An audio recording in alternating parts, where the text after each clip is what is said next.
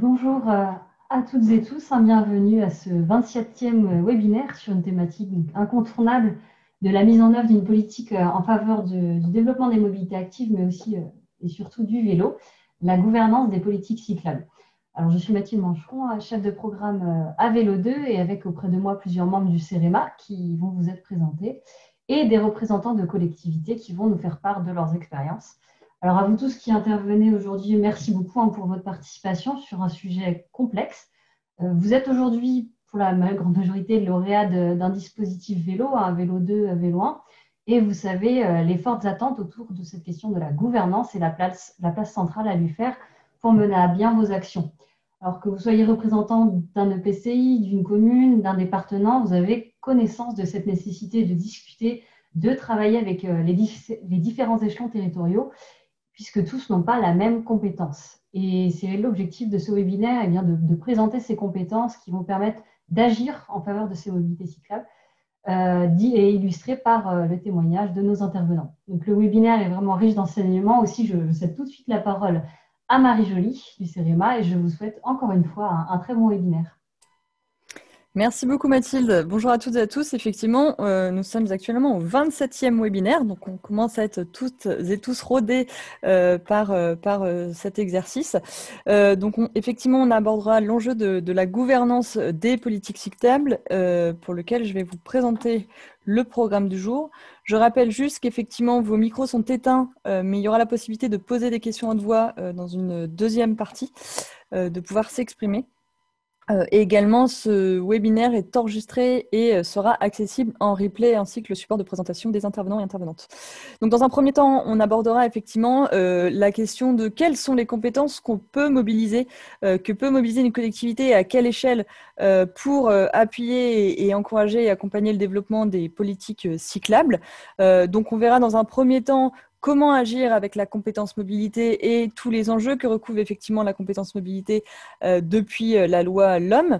Et ensuite, on verra dans un second temps, donc ça sera mon collègue Mathias Jean du CEREMA qui fera une présentation et une autre collègue, donc Nathalie Pitaval, qui nous présentera que peut-on faire quand on n'a pas la compétence mobilité et quelles sont toutes les autres compétences qu'on peut effectivement mobiliser pour cette thématique. Dans un deuxième temps, on aura effectivement un retour des acteurs en territoire peu dense, donc avec une première intervention d'un PETR avec Sherazade Pochet du pays de Thiérache qui viendra donc nous parler de la manière dont s'organise la gouvernance des politiques cyclables et quel peut être le rôle effectivement d'un PETR sur le développement des politiques cyclables. Et dans un second temps, nous aurons Rosine Pierrel du département de Meurthe-et-Moselle qui viendra nous présenter effectivement le rôle joué par le département. Et bien entendu, vous êtes fortement encouragés à poser des questions tout au long de ces interventions dans le chat qui est dans la visioconférence, ainsi que a posteriori, effectivement, on pourra prendre des questions à haute voix. Mais je laisse désormais la parole à mon collègue donc, Thomas Joanneau, qui va vous faire une introduction effectivement sur toutes ces compétences qui sont mobilisables par les collectivités. Merci beaucoup Marie et Mathilde. Bonjour à toutes et à tous. On est très heureux de vous retrouver pour ce 27e webinaire à Vélo 2. Je vais vous donner quelques mots d'introduction sur les leviers de gouvernance pour développer l'usage du vélo. Je précise que là, je ne mets pas ma caméra, non pas parce que je suis en pyjama, mais tout simplement parce que j'ai des problèmes de fonctionnement de mon ordi qui fait que je ne peux, voilà, ça ne passe qu'en coupant la caméra. Donc, je m'en excuse par avance. Donc, je vais partager mon écran. Je vais vous prendre entre 5 et 10 minutes pour vous parler des trois leviers principaux, des trois pouvoirs, on peut dire, qui sont mis à différentes échelles à disposition des collectivités pour agir sur le développement de l'usage de vélo, que sont la compétence voirie, 2, la compétence mobilité, pardon, 2, la compétence voirie, et 3, le pouvoir de police de circulation. Donc, on peut commencer par la compétence mobilité. J'espère que c'est bon, vous voyez mon écran et que la voix passe et que la Oui, voix ça est fonctionne. fluide. Très bien, merci Marie. Donc, la compétence mobilité, ici, vous avez une carte donc, qui représente la manière dont est pris la compétence mobilité par différents territoires. Hein. Donc, la compétence mobilité, elle se traduit donc, par le fait d'être autorité organisatrice de la mobilité, hein, donc, qui va être en charge de construire les solutions de mobilité à l'échelle de son territoire. Donc, ça se concrétise à travers notamment des documents tels que le plan de mobilité, anciennement un plan de déplacement urbain, qui va donc organiser de manière pluriannuelle les mobilités, donc en termes de transport scolaire, de transport à la demande, de transport solidaire, de mobilité partagée, de transport public, voilà, on va dire classique. Et puis aussi, il y a l'organisation, bien sûr, des mobilités actives qui sont listées dans les mobilités que doit organiser une autorité organisatrice de la mobilité. Et je ne vais pas prendre trop de temps là-dessus puisque ça sera développé de manière plus approfondie par mon collègue Mathias Gent, simplement pour revenir sur cette carte où vous avez donc la manière dont sont réparties les compétences au sein des collectivités, des communautés des EPCI et notamment des communautés de communes, où vous voyez en vert donc les communautés de communes qui sont devenues AOM au 1er avril. En jaune, celle où c'est la région qui, donc à la date indiquée de la carte, est toujours AOM locale puisque la compétence n'a pas été prise. Et puis, vous avez en bleu clair les AOM qui étaient déjà existantes au 1er janvier 2021. Donc, je ne vais pas plus loin sur cette compétence puisqu'il va y avoir voilà, des choses beaucoup plus précises qui vont être dites par la suite. Je passe tout de suite au deuxième pouvoir.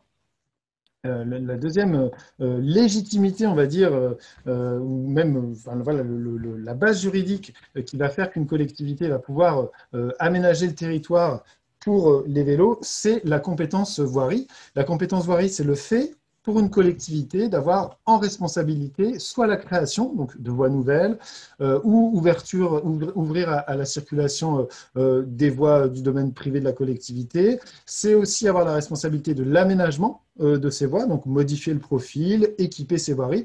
Et puis aussi, ça concerne aussi l'entretien des voies.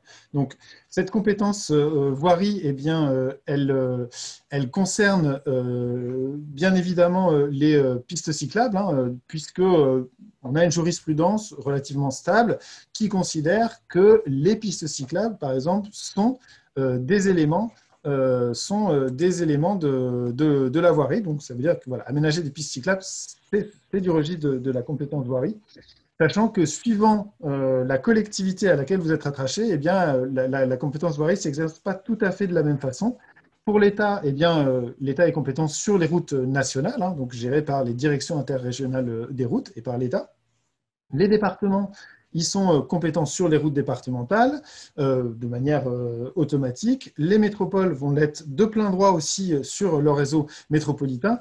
Là où il y a une petite subtilité, une petite particularité, c'est pour les communautés d'agglomération et les communautés de communes, parce que cette compétence voirie, elle va s'exercer sur des voies dites d'intérêt communautaire, donc que la collectivité va identifier et qu'elle va inscrire et dont elle va délibérer, elle va décider de son réseau d'intérêt communautaire par délibération. Et il peut y avoir des choses très, très variées.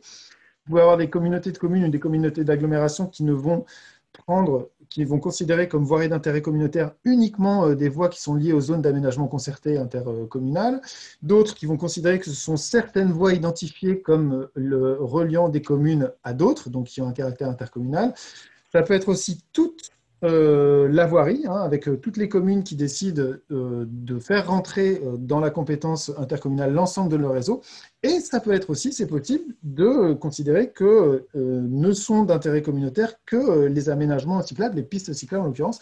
C'est aussi une position possible, sachant que la voirie d'intérêt communautaire, juridiquement en tous les cas, elle ne constitue pas nécessairement un maillage. Même si c'est fonctionnellement, on peut se dire que ce serait quand même plus cohérent que ça constitue un maillage. Et puis, on peut toujours avoir, bien évidemment, les communes qui gardent la compétence voirie sur une partie de leur réseau. Donc, voilà pour la compétence voirie. Donc, on va dire, c'est en théorie quand même plus simple, par exemple, de faire un schéma directeur des aménagements cyclables quand vous faites partie d'une collectivité qui a la compétence voirie, puisqu'elle va prendre ses propres décisions sur son réseau. Et il n'y a pas besoin forcément de concerter l'ensemble des acteurs pour pouvoir faire ces démarches d'aménagement cyclable. Même si, il y a quand même besoin, puisqu'il y a la troisième, donc on a vu la compétence mobilité, la compétence voirie, le troisième levier aussi important, incontournable d'une politique cyclable et en particulier d'une politique cyclable d'aménagement, c'est le pouvoir de police de circulation.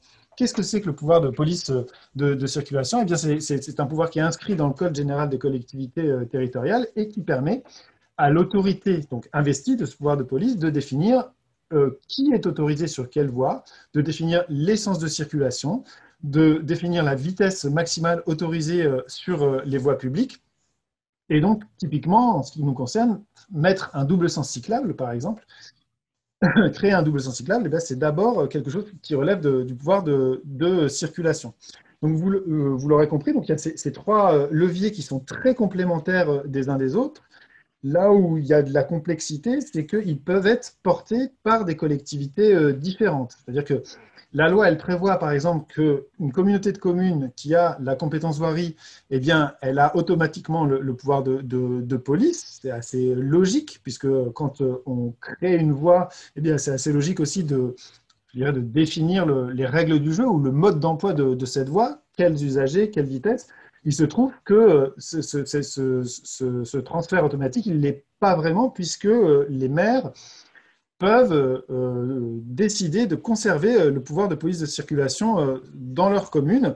Et donc, ça suppose après de négocier, d'avoir une bonne entente entre la communauté de communes gestionnaire de voirie, qui a la compétence voirie, et les communes qui ont le pouvoir de police et qui définissent comment ces voiries sont utilisées. Donc, une certaine complexité, mais beaucoup d'exemples qui montrent que ça peut très bien fonctionner, y compris quand ces trois pouvoirs ne sont pas regroupés au sein de la même collectivité. Et on va avoir des exemples aujourd'hui. Et je termine, 14h13, je termine par un quatrième pouvoir qui est la compétence aménagement, qui donc se retrouve à travers les plans, les documents de planification territoriale, hein, que sont les PLU, les PLUI, les SCOT, où là aussi, hein, on a la possibilité, la collectivité a la possibilité d'inscrire, notamment par le biais, par exemple, des emplacements réservés dans les PLU, des emprises qui peuvent être réservées à un usage particulier, et en particulier des infrastructures pour les modes actifs. Voilà, j'en ai fini, Marie. J'espère que je suis dans le timing. Et puis, je suis ouvert à des questions si jamais il y en a ou à poursuivre. C'est parfait. Ben, merci beaucoup, Thomas, pour ce respect du timing et pour cette présentation. Je laisse du coup la parole. Il n'y a pas de questions encore. N'hésitez pas à poser donc, des questions directement dans le chat. On y répondra à chaque fin d'intervention. Et je laisse donc la parole à Mathias Gent qui va nous parler plus en détail, je me rends compte que ma caméra est fermée, qui va nous parler donc plus en détail effectivement de tout ce que recouvre la compétence mobilité. Merci. Eh bien, j'espère que vous m'entendez bien. Oui. Effectivement, donc nous allons évoquer à présent, je vais partager mon écran. Le cas des territoires qui ont pris ou qui avaient la compétence mobilité. Est-ce que vous voyez bien mon écran? Oui, c'est bon. Merci. Donc, en l'occurrence, les autorités locales, les AOM qui ont la compétence mobilité sur leur territoire.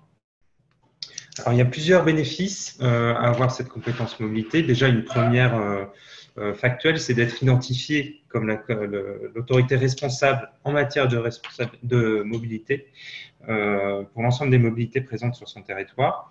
Alors, responsable, pas bien sûr des mobilités qui sont la responsabilité d'autres maîtres d'ouvrage, mais en tout cas, on est ensemblier sur son territoire de l'organisation de ces différentes mobilités. Avoir la compétence mobilité ou avoir pris la compétence mobilité, à quoi ça sert? En fait, ça sert à développer une politique de mobilité, c'est-à-dire écrire sa feuille de route de mobilité sur son territoire. Et cette feuille de route, elle se traduit par des actions locales, des actions concrètes, c'est-à-dire créer des services de mobilité, faire évoluer les services de mobilité s'il y en a déjà qui existent sur le territoire, et surtout, comme évoquait Thomas tout à l'heure, proposer un ensemble, un bouquet de services de mobilité pour proposer des alternatives à la mobilité sur son territoire. Alors, être identifié localement, ça signifie être légitime. Donc, effectivement, même bien qu'un certain nombre de mobilités dépendent de notre maître d'ouvrage, le rôle de l'AOM, c'est de coordonner ce qui se passe sur son territoire et proposer une vision d'ensemble, proposer une stratégie qui rassemble et qui connecte ces différentes mobilités, celles dont il a la charge directement et celles dont bénéficie par ailleurs son territoire. Cette répartition des compétences, quand on a compétences mobilité, donc on est AOM local, elle est à présent bien établie entre l'échelon AOM régional, à qui reviennent les mobilités régionales comme les trains, les cars régionaux, et l'échelon local avec l'AOM local, à qui revient les mobilités locales, qui sont plus des mobilités de proximité a priori, mais qui peuvent aussi être développées de manière plus ensemblière à un niveau plus élevé. Mais en tout cas, c'est vraiment les mobilités de proximité que sont les mobilités actives, donc le vélo par exemple, les mobilités inclusives et également des transports plus locaux comme le transport à la demande par exemple. Donc ça revient vraiment au pouvoir décisionnel local qui a la vision sur son territoire et qui connaît les besoins de son territoire. Un fait important, c'est que dans ces mobilités locales de compétences de l'AOM, on a une autonomie pour définir les opérateurs, par rapport aux services qu'on veut faire, par rapport aux besoins des habitants et des usagers. Il y a un autre aspect en tant qu'AOM local, donc qui a la compétence mobilité, c'est de participer de droit aux contrats opérationnels de mobilité. Alors, les contrats opérationnels, ils ne sont pas encore installés. Les bassins de mobilité sont déjà bien avancés sur l'ensemble du territoire français et assez rapidement viendront les contrats opérationnels de mobilité qui seront à leur tour la feuille de route à cette échelle-là pour les mobilités. Donc l'AOM locale, elle siège de droit. Alors a priori, ça flèche déjà en premier lieu peut-être les mobilités à plus grande échelle, les transports collectifs, etc. Mais ça peut être aussi intéressant pour les stratégies vélo. Pourquoi? Parce que au sein d'un bassin de mobilité où on a un contrat de mobilité, on discute aussi avec les AOM voisines. Donc en matière de vélo, ça permet de traiter par exemple des questions de continuité. On peut avoir un espace de discussion au sein de ce bassin de mobilité également avec le département, comme on a vu qui a sa propre compétence qui est très importante sur la voirie. Donc même si le premier chef, c'est plutôt les transports à plus grande échelle, il est intéressant aussi pour une politique vélo d'avoir un contrat opérationnel de mobilité. Plus concrètement, alors pour construire une stratégie locale de mobilité, il y a des outils qui sont là, qui sont les outils de planification. Ça a déjà été évoqué tout à l'heure. Donc, on a deux grands outils depuis la LOM. On a d'une part le plan de mobilité, qui est pour les plus grandes agglomérations. Et donc, ce plan de mobilité, par rapport à l'ancien plan de déplacement urbain, il a été renforcé en matière de politique vélo.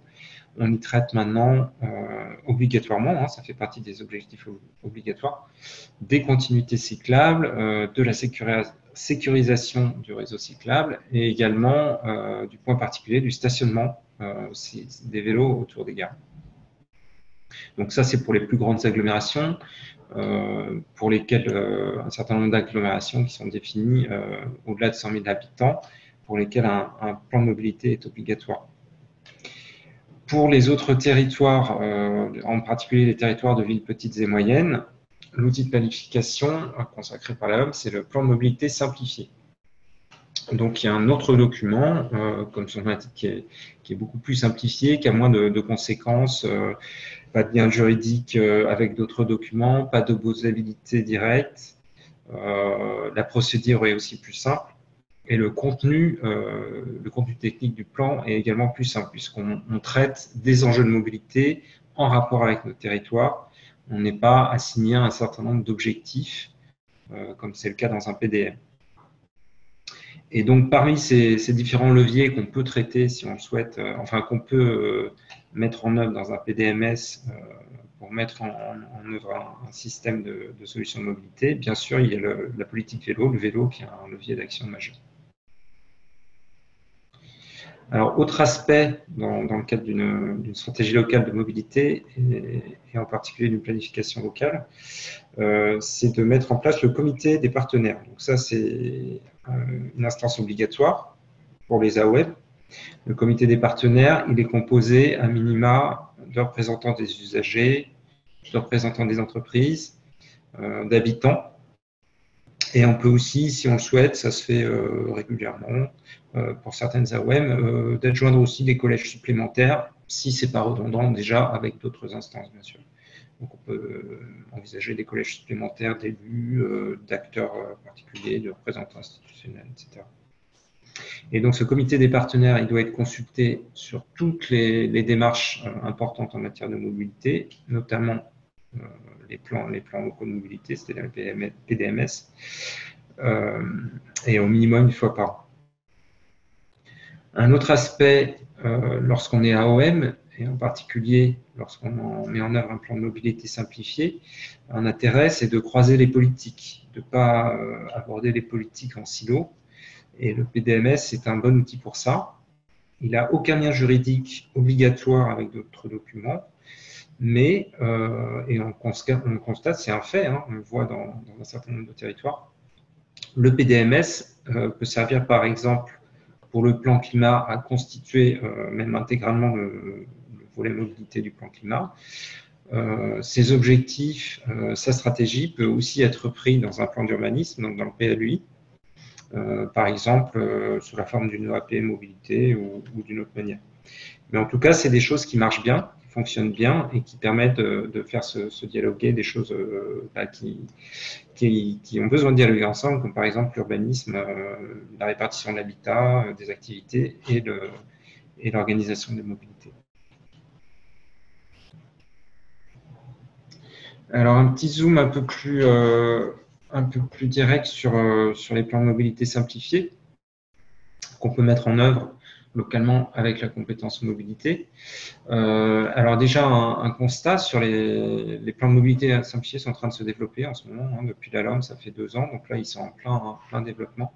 Et on constate que parmi les différents leviers, quasiment systématiquement, le levier de la politique vélo est présente au sein d'un plan de mobilité simplifié. Donc ça fait intéressant. Alors, ce n'est pas toujours dans le plan. Des fois, il y a des territoires qui commencent par un schéma directeur des aménagements cyclables qui souhaitent développer après avec des services et puis après on étend ça à l'ensemble des autres services de mobilité qu'on peut mettre en œuvre et du coup, on décide de faire un plan. Ça peut être aussi dans cet ordre-là. Des fois, c'est le contraire. Des fois, ça se fait en parallèle. Une collectivité décide à la fois de faire un schéma directeur des aménagements ou un schéma cyclable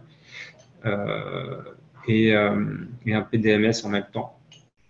Mais quoi qu'il arrive, c'est un levier qui est assez important puisque, comme on disait précédemment, par essence, le vélo est une mobilité de proximité et qui a une bonne échelle de pertinence à l'échelle de la communauté de communes ou de l'agglomération. Donc, pour mettre en œuvre une politique vélo dans un PDMS, donc on met à jour des enjeux, on développe la stratégie et après, on met en face des actions.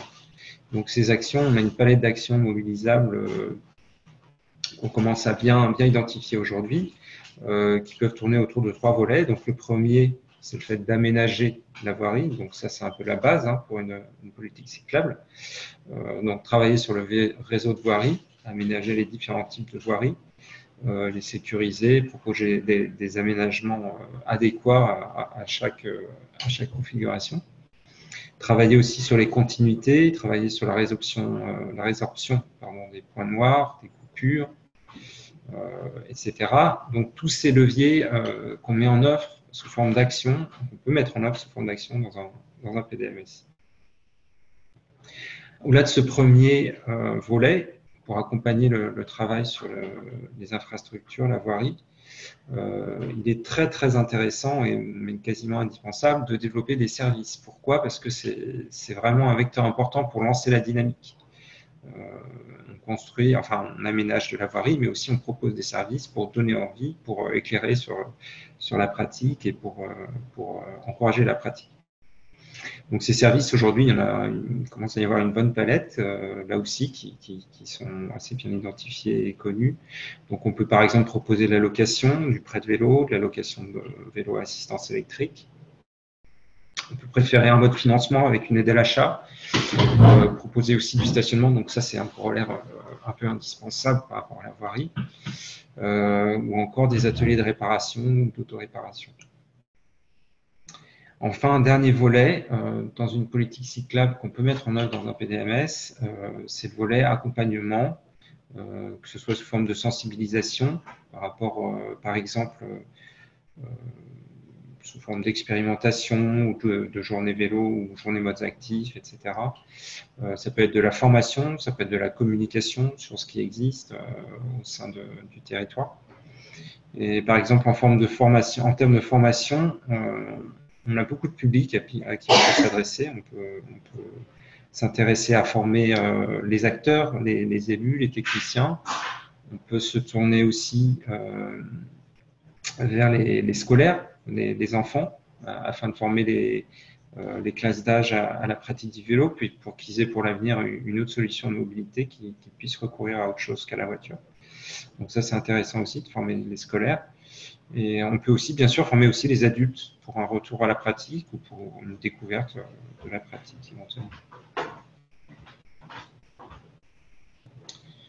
Alors, si on reprend un peu de recul et on redézoome, donc on a vu qu'on peut organiser et financer des actions vélo à travers un PDMS, mais aussi tous les autres types de services de mobilité locaux.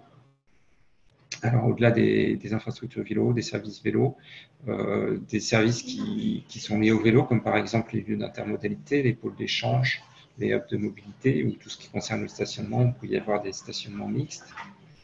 Et on peut s'intéresser aussi, bien sûr, aux autres types, c'est même recommandé de voir si c'est pertinent, en tout cas d'étudier la possibilité de développer d'autres services, par exemple les services partagés de la voiture, les services de mobilité électrique, etc. Un autre point important en tant qu'AOM, donc qui a la compétence mobilité, c'est de pouvoir lever le versement de mobilité. Donc le versement de mobilité, c'est un financement qu'on lève auprès des entreprises du territoire. Et il peut être mis en œuvre à une condition, c'est d'avoir un service minimal de transport en commun présent sur le territoire. À partir d'une ligne au moins de transport régulier, on peut mettre en place le versement de mobilité. Alors, ce n'est pas du tout obligatoire, ça se réfléchit bien sûr, il faut que ce soit pertinent, il faut que ce soit accepté politiquement. Mais en tout cas, il y a un point qui est important sur ce versement mobilité, c'est que contrairement à précédemment, même si ça s'assoit sur la présence d'un service de transport en commun, on peut financer les autres services. C'est-à-dire qu'avec les fonds recueillis avec le versement mobilité, on peut très bien financer ces services vélo, par exemple. Voilà, puis un dernier point, je crois que je suis un peu en retard. Du coup, un dernier point, c'est d'être bien identifié et de pouvoir un peu plus facilement participer aux démarches nationales ou même régionales ou locales, mais en tout cas qui encadrent les politiques et qui aident à développer les politiques, donc les appels à projets, les programmes nationaux ou régionaux. En tant qu'AOM, on est un petit peu plus dans le circuit, on a un petit peu plus la possibilité quand même de pouvoir participer. Et certains même appels à projets sont destinés exclusivement aux AOM, donc qui ont la compétence mobilité. Voilà, donc je m'arrêtais là juste avec quelques références que vous aurez dans le diaporama. Donc on a en particulier pour la planification un guide sur le plan de mobilité simplifié, des fiches, aussi sur le PDMS, mais sur la planification en général. Vous pouvez aussi vous inspirer d'un appel à partenariat qui est en cours sur les plans de mobilité simplifiés en ville moyenne, à la fois pour voir ces PDMS ou tout simplement les actions qui sont développées dedans, dans d'autres collectivités que la vôtre pour vous inspirer. Vous pouvez bien sûr poser directement des questions au CRMA. Voilà, je m'arrête ici. Merci de votre attention et puis je suis ouvert à toute question. Merci beaucoup Mathias pour cette présentation très complète et effectivement on note que ça se recoupe pleinement, je pense notamment au PDMS sur les axes qu'aborde le programme à vélo 2. Donc c'est pas un hasard effectivement quand il y a cette planification, aménagement, service, animation, communication, ce triptyque-là effectivement qui rebondit. Je me tourne vers mon collègue Thomas Joanneau qui du coup pour savoir s'il y a eu des questions dans le chat à relayer. Eh bien, Marie, à ce stade, pas de questions pour l'instant.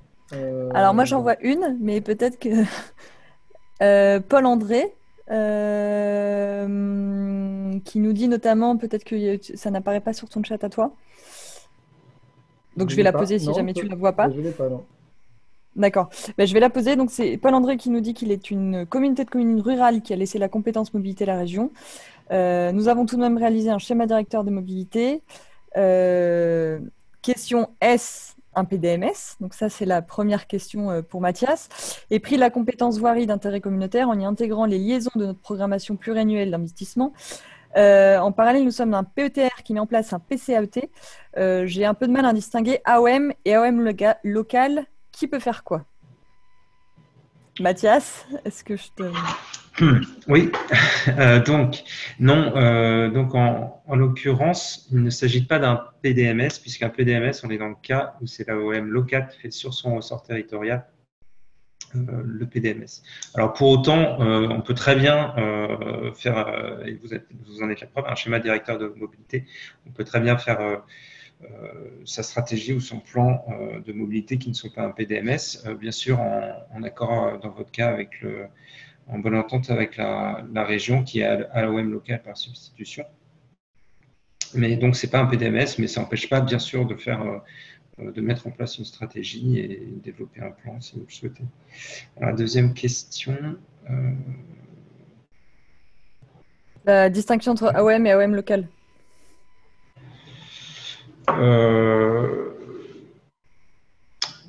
Je ne vois pas très bien quelle est la question, mais du coup, il y a AOM régional, AOM local. Il y a deux niveaux d'AOM.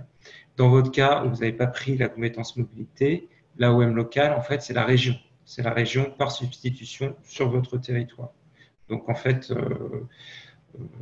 c'est la même personne, mais pour ce qui est de votre territoire, c'est par substitution sur votre territoire puisque vous n'avez pas la compétence mobilité. Donc, j'espère que ça répond. J'espère que ça répond à votre question, Paul-André. Donc, si on n'a pas d'autres questions dans le chat, merci beaucoup, Mathias. On va passer à la... Alors, vous pouvez continuer à poser des questions à Mathias, hein, ou Mathias pourra rebondir éventuellement dans le cadre des autres présentations. Donc, n'hésitez pas à continuer à poser des questions. Nathalie, donc, Pitaval, qui va du coup nous présenter justement votre cas, Paul-André. Quand on a laissé la compétence AOM du coup à la région, qu'est-ce qu'on peut faire? Bonjour à tous. Je ne sais pas si Mathias peut laisser du coup son écran, comme il est déjà partagé. Est-ce que Mathias, tu pourrais éventuellement soit départager ton écran, soit continuer. Non, je vais partager le mien du coup. Voilà, donc oui, on va effectivement essayer de répondre à ces questions. Est-ce que du coup, vous voyez mon écran? Oui, c'est bon. Parfait. Oui, bonjour à tous. C'est vrai que c'est toujours plus simple d'avoir à la fois la compétence voirie et d'avoir la compétence mobilité, d'être AOM. Mais en revanche, ce qui importe, c'est qu'on ne fasse pas obstacle à la réalisation de politiques cyclables pour juste un souci, on va dire, réglementaire voilà, au titre de compétences. Donc, j'ai essayé de distinguer en fait quelles sont les autres compétences sur lesquelles on peut s'appuyer pour déployer une politique cyclable. Donc, si vous voyez à l'écran, on va s'appuyer sur le Code général des collectivités territoriales on a des groupes de compétences qui sont celles de l'aménagement de l'espace et du plan local d'urbanisme, plan local d'urbanisme intercommunal, qui sont des moyens d'agir sur lesquels on agissait déjà sur les mobilités et en particulier sur le vélo, même si c'était encore un peu à la marge, mais ça pouvait déjà se faire à l'échelle du plan d'urbanisme intercommunal.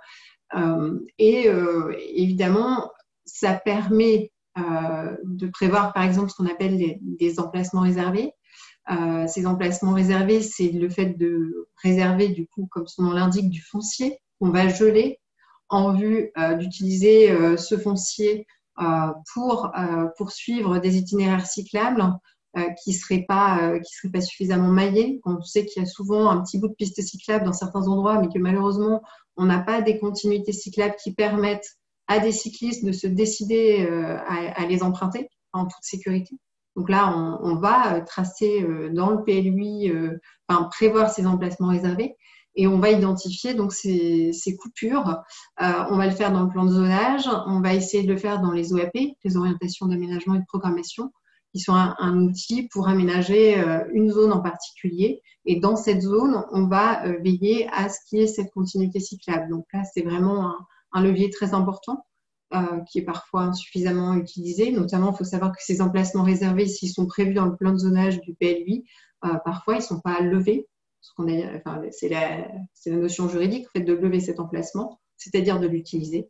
Donc là, je ne peux que recommander que cet emplacement réservé puisse être levé et donc vraiment mis au service de ces continuités cyclables.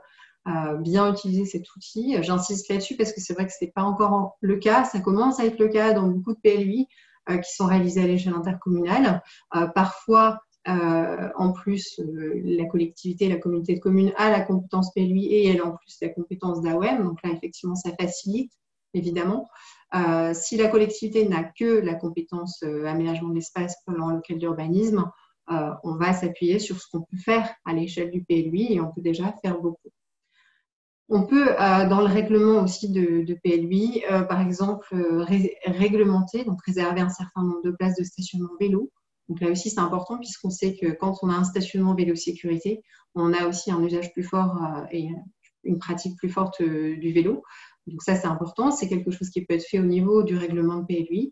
Donc là aussi, c'est vraiment cette pièce du plan local d'urbanisme qui va nous servir à réglementer, à réserver et donc à faciliter la pratique cyclable. Donc là, c'est vraiment un autre levier qu'on peut utiliser quand justement on n'est pas AOM. On a un autre groupe de compétences qui a été le cas et qu'on a pu observer sur les territoires, en fait, qui est la promotion du tourisme. On a bien souvent des services de location de vélos qui ont été mis en place avant la loi d'orientation des mobilités, donc qui date de 2019. On a déjà pu observer ça.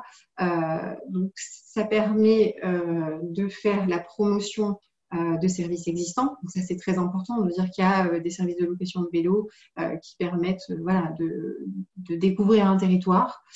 C'est au titre de ce groupe de compétences, donc dans l'article L52-14-16 du CGCT. Et donc, tout ce qui concerne la communication, l'animation auprès des populations pour des animations vélo, etc., on peut tout à fait le rattacher à cette compétence. Il n'y a pas besoin d'être AOM pour faire de la communication sur le vélo, enfin, sur l'écosystème vélo en général et sur l'animation de cet écosystème. Voilà, donc ça, c'est vraiment important. Je vais passer à la diapo suivante. On peut donc s'appuyer évidemment, comme le disait Thomas, sur ce qu'on appelle le terme utilisé, c'est la compétence voirie. En réalité, c'est la compétence création, aménagement et entretien de la voirie. D'une manière générale, à chaque fois qu'on fait référence à une compétence, moi, je vous invite à aller regarder dans le texte de loi, dans le Code général des collectivités territoriales ou dans le Code de la voirie ou dans le Code de l'urbanisme, à chaque fois bien reprendre en fait, les textes de loi et regarder ce qu'il y a dedans pour justement qu'on arrête peut-être avec certaines fausses idées ou certains préjugés de ce qu'on peut faire ou ne pas faire. Donc, toujours bien se référer à ces textes-là. C'est pour ça que je vous ai mis à chaque fois les articles qui font référence en fait à ces thématiques-là. Donc, effectivement, au titre de la création, de l'aménagement et de l'entretien de la voirie, on peut faire un schéma directeur des infrastructures cyclables, on peut mettre en place une signalisation spécifique et on peut faire ces aménagements cyclables.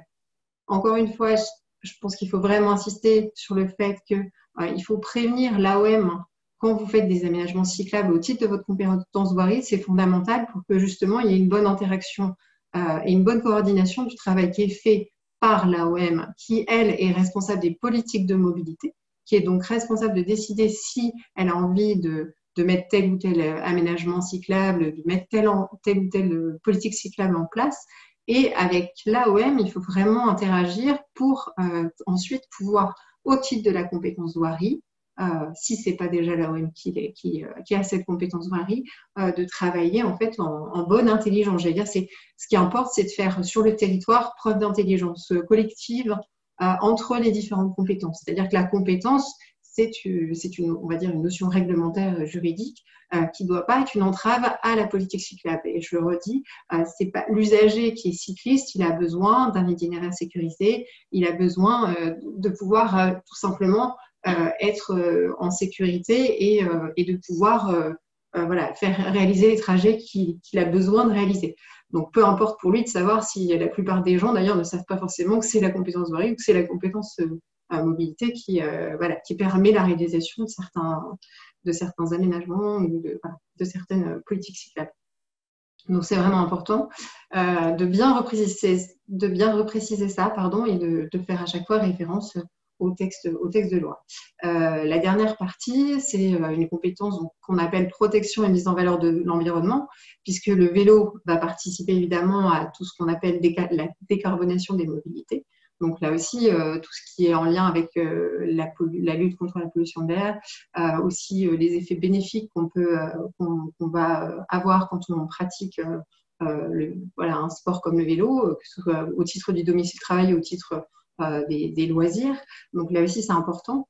Je me suis permis de vous rappeler dans le petit encadré aussi un point sur le code de la voirie routière qui dit qu'aucun emplacement de stationnement ne peut être aménagé sur la chaussée 5 mètres en amont des passages piétons, sauf si cet emplacement est réservé aux cycles et cycles à pédalage assisté et aux engins de déplacement personnel.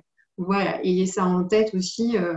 Là, ce n'est pas une compétence, c'est juste un point d'alerte en fait par rapport à un aménagement en particulier des stationnements pour les véhicules. Voilà sur ce point-là. Et puis, ce n'est pas une compétence au même titre que la compétence voirie, par exemple, mais vraiment, on peut, comme l'a dit aussi Thomas, travailler sur ce pouvoir, ce qu'on appelle le pouvoir de circulation et celui de police du stationnement. Alors, encore une fois, attention, on fait référence au texte, d'abord, on regarde ce qu'il y a dans le code de la voirie routière, ce qu'il y a dans le code de la route, et je vous ai mis les références. Sur ce qui concerne en réalité le pouvoir de police du maire, ce qu'on peut faire dans les zones de rencontre, dans les zones 30, dans les aires piétonnes, etc. Et globalement, ce qu'on peut faire, c'est surtout qu'on peut faire respecter en fait toutes les règles qui vont être destinées à faire baisser la vitesse des véhicules motorisés pour justement avoir créé un cadre favorable à la pratique cyclable et notamment à la sécurité des cyclistes et des piétons, donc à la pratique des modes actifs en général. Également, la partie code de la route, c'est vraiment faire respecter les stationnements qu'on peut appeler sauvages, qui vont être aussi une entrave à la pratique cyclable, et notamment dire qu'il n'y a pas de stationnement de véhicules dans les aires piétonnes. En revanche, il peut y avoir du stationnement pour les vélos. Alors évidemment, quand on n'a pas la compétence d'AOM et que du coup c'est la région qui est AOM locale de substitution, on peut discuter évidemment avec la région. La plupart des régions sont plutôt très, très favorables au fait que la communauté de communes pour laquelle la région est AOM locale travaille de concert avec elle et que dans certains cas, on peut avoir une délégation de la région pour exercer tout ou partie d'un service. Donc, ça peut être le cas de certaines régions qui ont conventionné du coup avec des collectivités non AOM pour leur déléguer. Alors, déléguer, ça veut dire que la région donne une partie de sa compétence mobilité pour justement qu'il y ait un travail qui soit fait localement, parce qu'effectivement, la plupart des régions ne peuvent pas non plus faire un travail de précision comme ce que vous aimeriez faire, vous, à l'échelle locale. Voilà, donc il y a évidemment des conditions à respecter par rapport à la manière de conventionner. Donc, je vous ai remis aussi les références par rapport au contenu de la convention, qui est bien défini par le CGCT. Et puis, j'allais dire toute la démarche à la fois de gouvernance et d'approbation, en fait, de cheminement, on va dire, dans la contractualisation avec la région AOM locale, qui va donc bien fixer avec la communauté de communes, par exemple, un cadre financier, un cadre sécurisé aussi pour travailler ensemble et prévoir des conditions qui vont permettre de mettre en place des services de mobilité et notamment travailler sur l'écosystème vélo.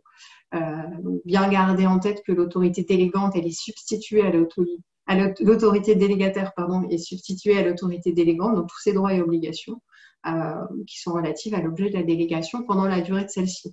Il faut bien garder en tête que la délégation, c'est temporaire, c'est-à-dire que la région, le jour où elle ne veut plus accorder la délégation pour l'organisation de services de mobilité, elle reprend évidemment cette compétence. Voilà, c'est vraiment limité dans le temps.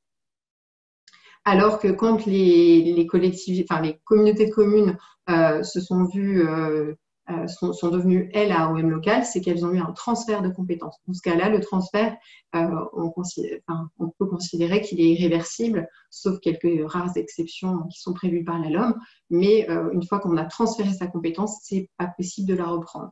En revanche, une délégation, c'est vraiment dans une durée limitée. Donc, si vous avez des questions sur délégation et transfert, je pourrais évidemment y répondre. Voilà, juste terminer là-dessus, c'est un exemple de ce qui a été fait en région Bretagne et avec une communauté de communes qui s'appelle la communauté de communes de Brocéliande. Il y a une convention souple qui a été définie pour travailler ensemble pour justement mettre en place des politiques de mobilité. À la fois travailler aussi avec ce qu'il y a dans le PLUI-H aussi, dans le PLUI, pas H, dans le PLUI, et puis travailler donc par exemple au cofinancement d'une étude pôle d'échange, de stationnement vélo, donc, puisque c'est l'objet de notre webinaire aujourd'hui, de travailler aussi sur des études qui vont porter sur la stratégie du réseau cyclable qu'ils ont appelé primaire, et puis aussi travailler sur la partie animation, comment en fait conjointement la région Bretagne et la communauté de communes peuvent travailler main dans la main pour favoriser en fait la réalisation de politiques en matière de mobilité active. Voilà, je pense que là-dessus, j'insiste encore, mais je pense que dans tous les cas, quelle que soit la compétence qui va être utilisée pour faire de la politique cyclable ou des aménagements cyclables, pour à chaque fois, en bonne intelligence, prévenir l'AOM, travailler avec l'AOM, essayer de ne pas faire quelque chose dans son coin, de ne pas juste travailler sur la compétence voirie et faire des pistes cyclables parce qu'on a la compétence voirie, mais vraiment de réfléchir tous ensemble pour qu'en fait l'objectif soit atteint, c'est-à-dire que tous les acteurs en fait puissent construire cet écosystème vélo cohérent et qui finalement soit vraiment adapté aux usagers, en fait, aux cyclistes en priorité, pour évidemment éviter que surtout le fait qu'on n'ait pas toutes les compétences à un moment ce soit un obstacle à la réalisation de projets. Et je pense qu'on a cette urgence aussi de travailler pour des raisons de santé, pour justement encourager cette pratique du vélo. Je vous ai mis un point aussi sur les pôles d'échange multimodaux. Aussi, là, on peut avoir des travaux spécifiques sur les pôles d'échange multimodaux en fonction de qui détient la compétence, encore une fois, qui détient la compétence voirie, qui détient la compétence mobilité, donc qui est AOM et qui ne l'est pas. Bien réfléchir à ça, et chaque territoire est différent. Donc, à chaque fois, bien rechercher qui a la compétence pour faire quoi. Voilà, et pour en savoir plus, donc simplement dire qu'il y a évidemment déjà une compétence comme celle de l'urbanisme qui peut déjà permettre d'intégrer vraiment des dispositions favorables à la pratique du vélo. Évidemment, si on a plusieurs compétences et qu'on a la compétence voirie, ce sera toujours mieux. Si on a la compétence mobilité, c'est encore mieux. Donc voilà, si on cumule plusieurs compétences, c'est forcément souvent plus facile. Encore que parfois, il faut aussi, entre les mêmes services, entre les différents services d'une même collectivité, travailler aussi main dans la main. Voilà, donc on vous a mis quelques exemples aussi de guides CRMA sur lesquels vous pouvez vous appuyer. Et je vous remercie pour votre attention et je reste à votre disposition pour toute question. Merci beaucoup Nathalie pour effectivement cette présentation très complète sur comment mobiliser d'autres compétences quand on n'est pas OM.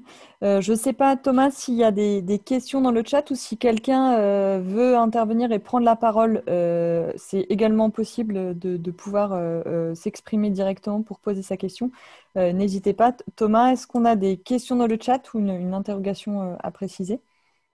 Oui, Marie, alors j'ai pas de questions dans le chat, mais vu que celle de Paul-André ne s'était pas affichée, ça ne veut pas dire qu'il n'y en a pas eu, hein. Tu peux consulter aussi. Moi, j'en ai pas repéré de mon côté, en tous les cas.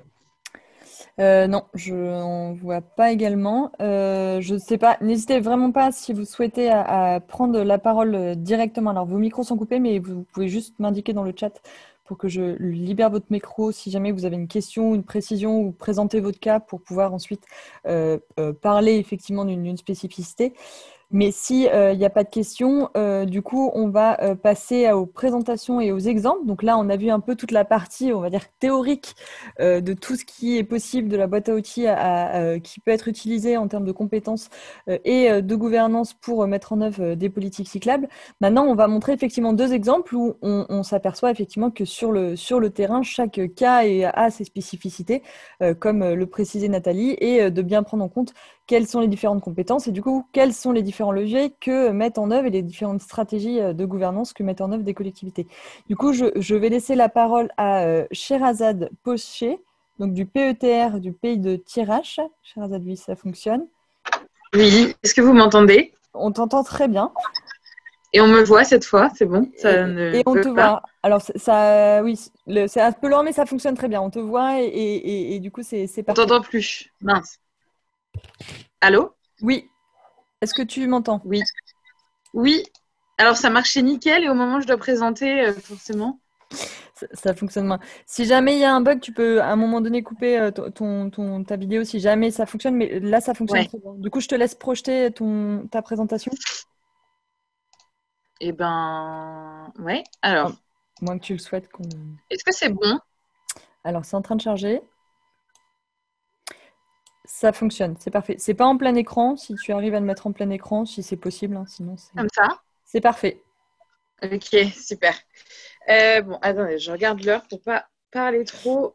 Ok. Tu as le temps. Alors oui, merci beaucoup déjà de votre sollicitation. Juste pour préciser que je maîtrise pas forcément totalement le sujet encore, ayant repris la mobilité très récemment. Mais voilà, il y a plein de choses qui se sont faites et qui se font au niveau du PETR, du pays Thiérache. Donc, je vais essayer de vous présenter rapidement 2-3 choses. Déjà, pour vous resituer, le pays de Thiérache, c'est un petit territoire dans le département de l'Aisne, au sein de la région des Hauts-de-France. Ça correspond à l'ex-Picardie et c'est vraiment en frontière avec la Belgique. En ville un peu plus importante, on a Hirson, Guise, Vervins. Ce qu'il faut retenir de notre territoire, c'est qu'on a 4 EPCI, donc 4 communautés de communes qui ont décidé de se réunir en un territoire de projet qui est le PETR. PETR qui porte notamment un SCOT qui est en élaboration, 70 000 habitants à peu près, pas de ville vraiment de pôle principal, mais plutôt 7 bourgs-centres avec environ chacune 2000 habitants. Donc, on est un territoire très, très vaste avec un rapport à la voiture assez commun aux territoires ruraux. Hein. J'ai mis autosolisme plus parce que c'est le terme. Mais voilà, beaucoup de personnes sont dépendantes à la voiture. Et en fait, les personnes qui n'ont pas de voiture, et il y en a. Ce sont des personnes qui sont assez, isolées et qui cumulent d'autant plus les problèmes sociaux. Voilà un petit peu pour la présentation. Du coup, de par ce constat de grosse dépendance à la voiture, les élus ont décidé qu'ils avaient envie de prendre en main les choses et que la meilleure manière de prendre en main les choses, c'était de devenir AOM pour agir au plus près du terrain. En fait, c'est pas de dire que la région Hauts-de-France n'était pas capable de le faire, mais plus de se dire que nous, à l'échelle de notre territoire, on était mieux placés pour devenir AOM. ce qui n'empêche pas d'être en partenariat avec la région. Donc, du coup, il y a eu une prise de la compétence mobilité par le PETR. Alors, ça s'est fait en lien très étroit avec le CEREMA. Je n'étais pas là, mais voilà, notamment avec Nathalie Pitaval. Mais voilà, j'ai repris un peu ce qu'avait fait mon collègue. Donc, il y a eu des réunions d'explication aux élus, de concertation. Il y a eu la réalisation d'un bilan. Enfin, voilà, c'était amener petit à petit les communautés de communes sur un consensus, celui de devenir autorité organisatrice de la mobilité.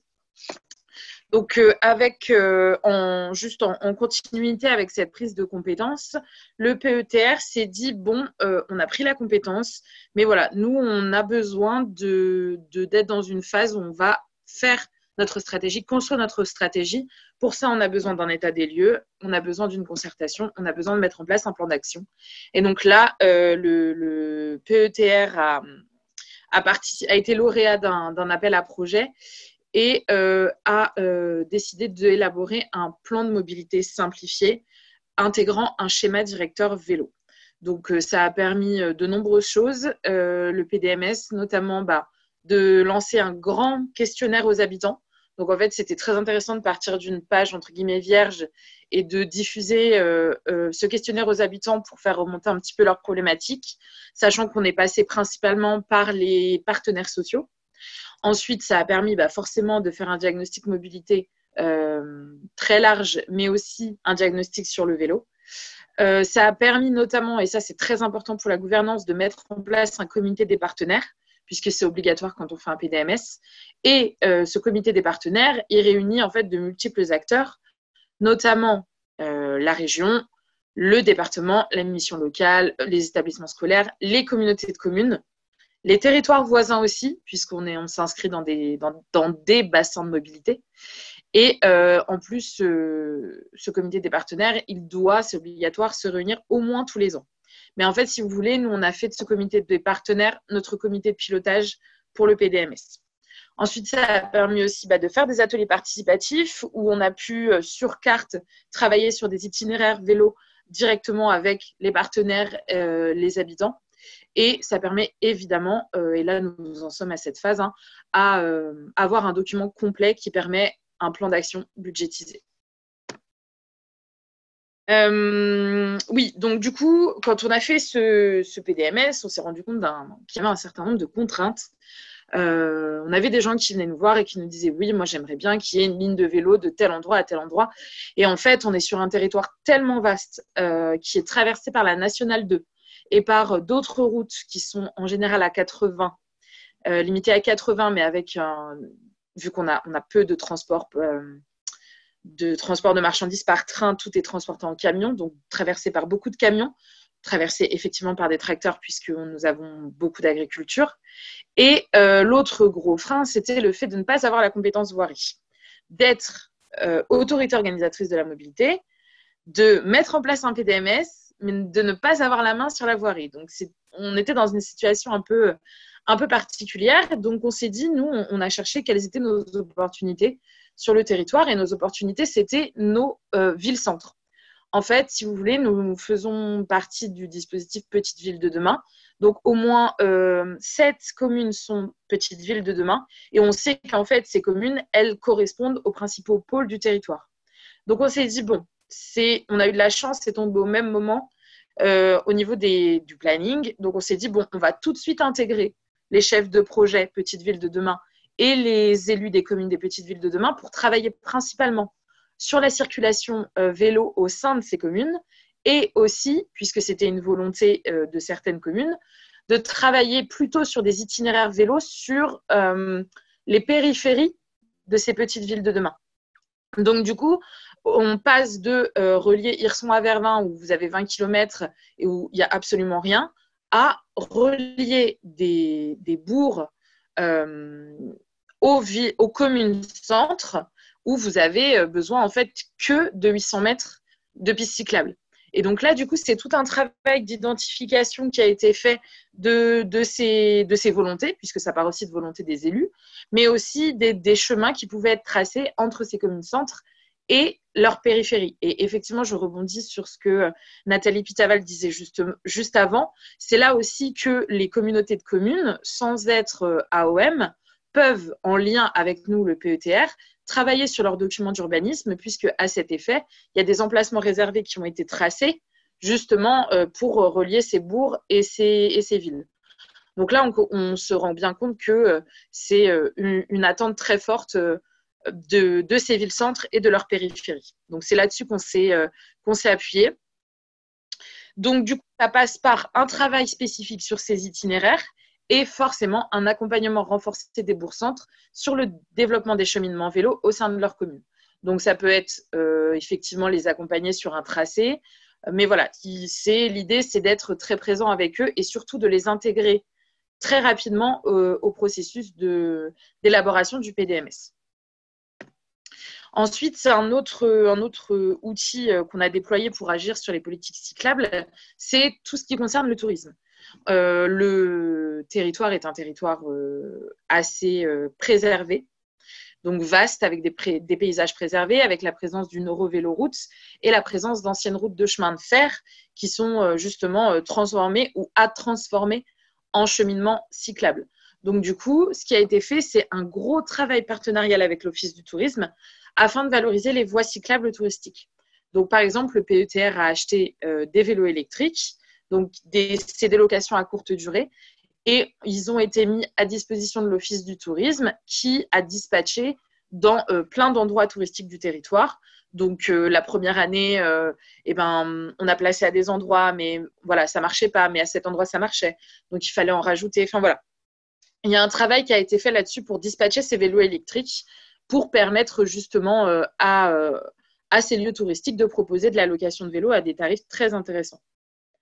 Ensuite, dans cette lignée, on a aussi acheté et dispatché au sein des 4 communautés de communes des stations de réparation de vélos. Donc là, je pense que vous voyez l'image. C'est des stations de vélos comme ça, donc ça prend pas beaucoup de place, ça coûte pas très cher et ça permet en fait de poser son vélo et de faire toutes les réparations sur place. Donc ça, c'est aussi un exemple de ce qu'on peut faire. Et enfin, je regarde l'heure. Enfin, l'un des axes que nous avons choisi d'investir, c'est celui de l'accompagnement au changement de pratique. Puisqu'on est face à plusieurs problèmes, donc on ne peut pas tracer des lignes cyclables n'importe où. Quand on en trace et que c'est sécurisé, on se rend compte qu'elles ne sont pas forcément utilisées. Donc, du coup, là, on se dit, bon, c'est un peu dommage d'avoir fait autant de travaux pour qu'au final, ces lignes ne soient pas utilisées. Donc, on a cherché à savoir pourquoi. Et en fait, on s'est rendu compte que même dans le cas où on arrivait à se mettre d'accord avec une commune, à l'accompagner sur un schéma cyclable, à ce que la commune qui a la compétence voirie construise une piste cyclable, dans le même temps, il fallait faire un gros travail d'accompagnement des personnes au changement de pratique et notamment à la pratique du vélo. Donc,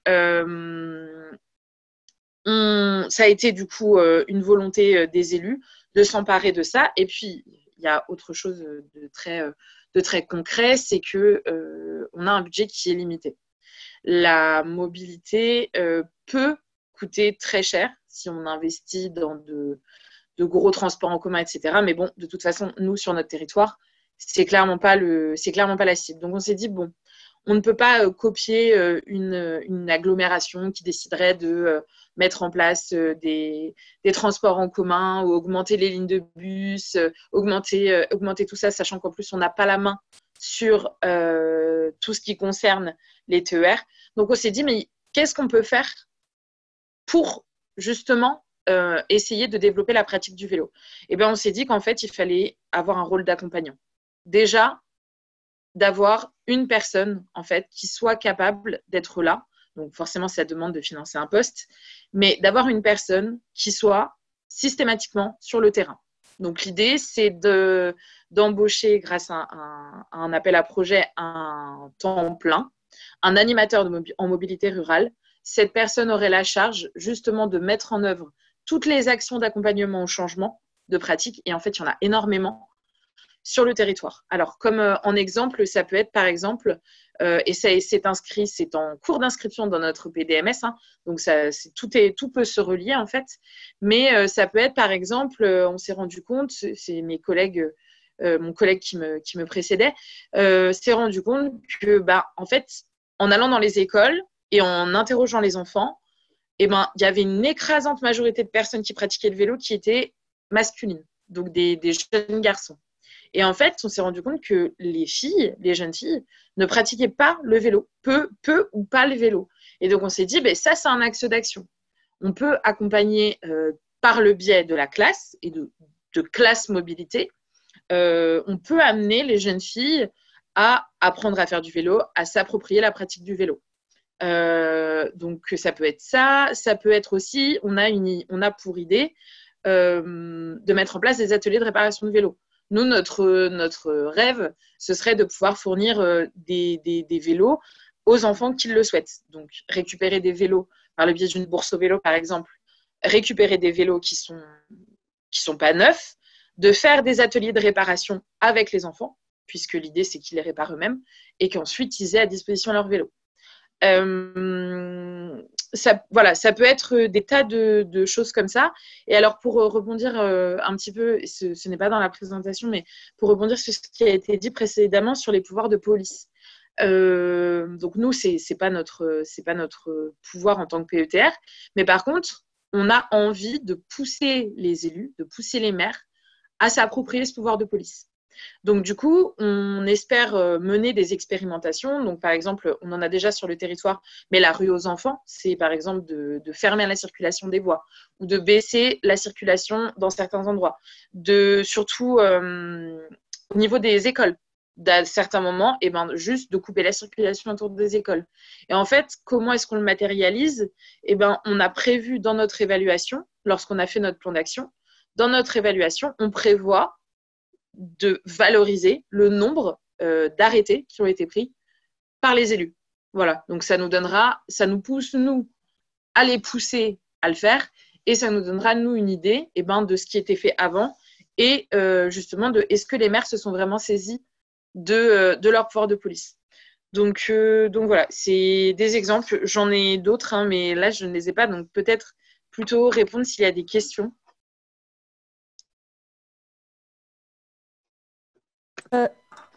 Est-ce qu'on m'entend ? Oui. Merci beaucoup, Sherazade, pour cette présentation détaillée et effectivement qui montre à montrer. Oh là, je me vois en double écran. Il faut que tu départages ton écran. Oh là, pardon. Non, il n'y a pas de problème. Pardon. Voilà, qui donne effectivement à montrer tout ce qu'il est possible de faire quand on est AOM et qu'on n'a pas nécessairement la compétence voirie, et notamment dans le cas spécifique des PETR, et il y a de nombreux effectivement PETR et PNR qui sont aussi lauréats Vélo 2, donc qui sont peut-être présents, donc n'hésitez pas aussi à poser des questions. Je me tourne vers mon collègue Thomas Joanneau pour savoir s'il y a eu des questions dans le chat. Oui, Marie, il y en a au moins une question précise d'Axel Blanchard qui demande à Sherazade de donner une fourchette de prix sur les stations de réparation vélo, dont tu as montré des photos en disant que c'était pas cher, mais du coup, tu as une idée du prix par unité ? Je suis en train d'essayer de chercher. Oui, je le savais, et le problème, c'est que j'ai oublié et que j'ai pas envie de dire de bêtises. Donc, je peux me renseigner et le rajouter. Je vous mets aussi et vous répondre. Faut que j'en. Je vous mets aussi un guide des coûts. Il y a un guide des coûts des politiques cyclables aussi, si jamais il n'y a pas assez, pendant que Sherazade cherche la réponse, ça permet effectivement de leur montrer. Il y a un guide des coûts qui avait été effectivement publié, il me semble, en 2020 en 2021 par le Club des villes et territoires cyclables, que je vous ai mis du coup dans la barre d'information, qui se basait effectivement pour avoir un peu ces données. C'est des données moyennes, bien entendu. Il y a plein de facteurs qui peuvent faire qu'il y a des prix qui peuvent varier selon les situations, mais ça donne déjà un ordre d'idée, donc n'hésitez pas aussi à vous y référer avant d'avoir l'exemple et le cas précis effectivement du PETR, pays de tirage. On est entre 1 000 et 2 000 euros. Ça répond donc à la question d'Axel. Donc Thomas, je ne sais pas s'il y a d'autres questions, mis à part cette question précise, ou si nous-mêmes, effectivement, il y a peut-être des questions par rapport à ce dont on fait souvent référence. Oui, pas encore de questions dans le chat, mais moi, ta présentation, Sherazade, m'inspirait une question sur les questions de Oui. compétences voirie. Donc, effectivement, donc l'absence de compétences voirie vue quand même comme un frein, même si, comme tu l'as souligné, on peut faire les pistes cyclables ne sont pas l'alpha et l'oméga de toutes les politiques Ouais. cyclables. Malgré tout, c'est vrai que quand on interroge les usagers, c'est quand même avant tout la peur, enfin en tous les cas le sentiment d'insécurité qui est présenté quand même comme un frein à l'usage du vélo par beaucoup de non-usagers du vélo, hein. Je cite le baromètre des villes cyclables, hein. Et donc ça vaut aussi pour les territoires peu denses. Et je me posais la question est-ce que le fait de ne pas avoir la compétence voirie vous amène à vous poser des questions sur le mode de gouvernance actuel, c'est-à-dire est-ce que voilà, dans les réflexions, il y a ou Mm. pas hein, l'idée de créer soit un établissement public qui serait au-dessus des communautés de communes actuelles et qui aurait la compétence voirie pour essayer d'harmoniser un petit peu les pratiques, ou enfin, je dirais les prérogatives des communautés de communes sont trop fortes et font que c'est pas envisageable. Voilà. Mm. Est-ce que vous avez déjà des réflexions un petit peu à ce niveau-là ou c'est trop tôt? Oui, oui, on en discute. Alors là, à chaud, je vous répondrai que si on nous proposait la compétence voirie, on ne la prendrait pas. Parce que, en fait, si vous voulez, on ne s'estime pas suffisamment doté en ingénierie, doté en financement pour supporter une telle responsabilité. En fait, si vous voulez, je ne sais pas si ça se passe comme ça dans les autres PETR, mais quand on est une petite structure comme ça et que chaque personne doit être un couteau suisse, c'est vrai qu'on a tendance quand même à préférer se reposer sur les acteurs qui, eux, ont l'habitude de faire ce qu'ils font. Et donc, du coup, nous, ça ne nous dérange pas du tout, tant que ça se passe bien, évidemment, d'être plutôt en conseil et en accompagnement aux communes plutôt que d'envisager de prendre cette compétence. Alors, peut-être que c'est un discours qui changera à l'avenir.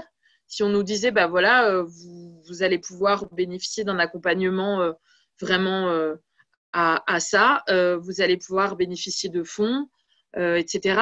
Peut-être qu'effectivement, ce serait plus simple, mais à la fois, et en ça, je suis optimiste. C'est aussi des choses qui nous permettent de vivre en bonne intelligence avec les communes, en fait, avec les communes qui composent notre territoire, de se dire, bah voilà, nous, on n'est pas là pour faire à votre place ou, entre guillemets, marcher sur vos plates-bandes, mais plutôt pour vous accompagner. Et en fait, quand ça fonctionne, eh ben, c'est très, très gratifiant de voir les communes qui font appel à vous, qui mettent des choses en place, etc. Alors effectivement, quand ça se passe moins bien, on n'a pas de possibilité d'agir, ça c'est vrai. Mais voilà, pour l'instant, en tout cas, on préfère ce mode de fonctionnement. Merci beaucoup, Sherazade. Du coup, je poursuis et bien évidemment, les participants pourront compléter. Je vois que Mathias aussi complète aussi avec des réponses dans le chat. Toujours sur cette question de compétences voirie qui n'est pas au sein du PETR. Du coup, si tu avais un message clé justement pour arriver à faire que les partenaires, donc communautés de communes, s'engagent finalement, par exemple sur le schéma directeur cyclable, pour réussir à être force de conviction, est-ce que tu aurais un ou deux conseils à donner à nos participants qui sont pas du coup qui n'ont pas la compétence voirie, mais qui portent quand même des schémas directeurs des aménagements cyclables? Intégrer directement et le plus tôt possible les communes qui sont, si elles ne sont pas identifiées, nous on a la chance qu'elles étaient déjà identifiées par les petites villes de demain. Mais voilà, c'est identifier les communes qui ont un intérêt là-dedans, identifier surtout les communes qui ont envie de le faire, même si elles sont plus petites, mais qu'elles ont envie de participer, il faut les laisser participer, les intégrer dès le départ.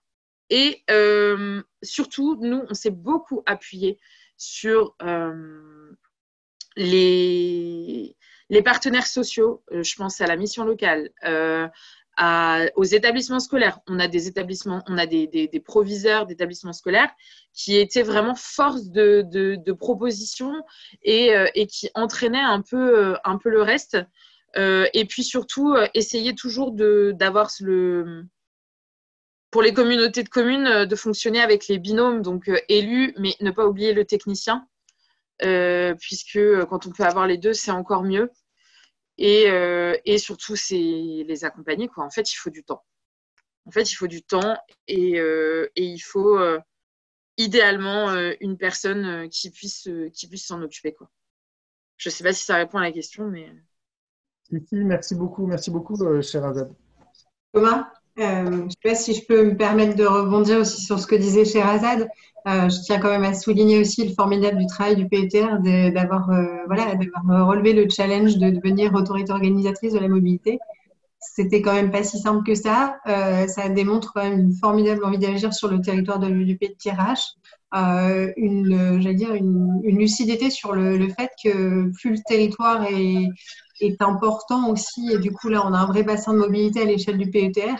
On a 4 communautés de communes qui ont toutes pris la compétence avant le délai du 31 mars 2021, qui ont joué le jeu. Je pense que politiquement il y a eu un gros travail qui a été fait. Moi, j'ai pu l'observer et les accompagner pendant plusieurs mois sur ce territoire. Et tu peux même en parler mieux que moi, à mon avis.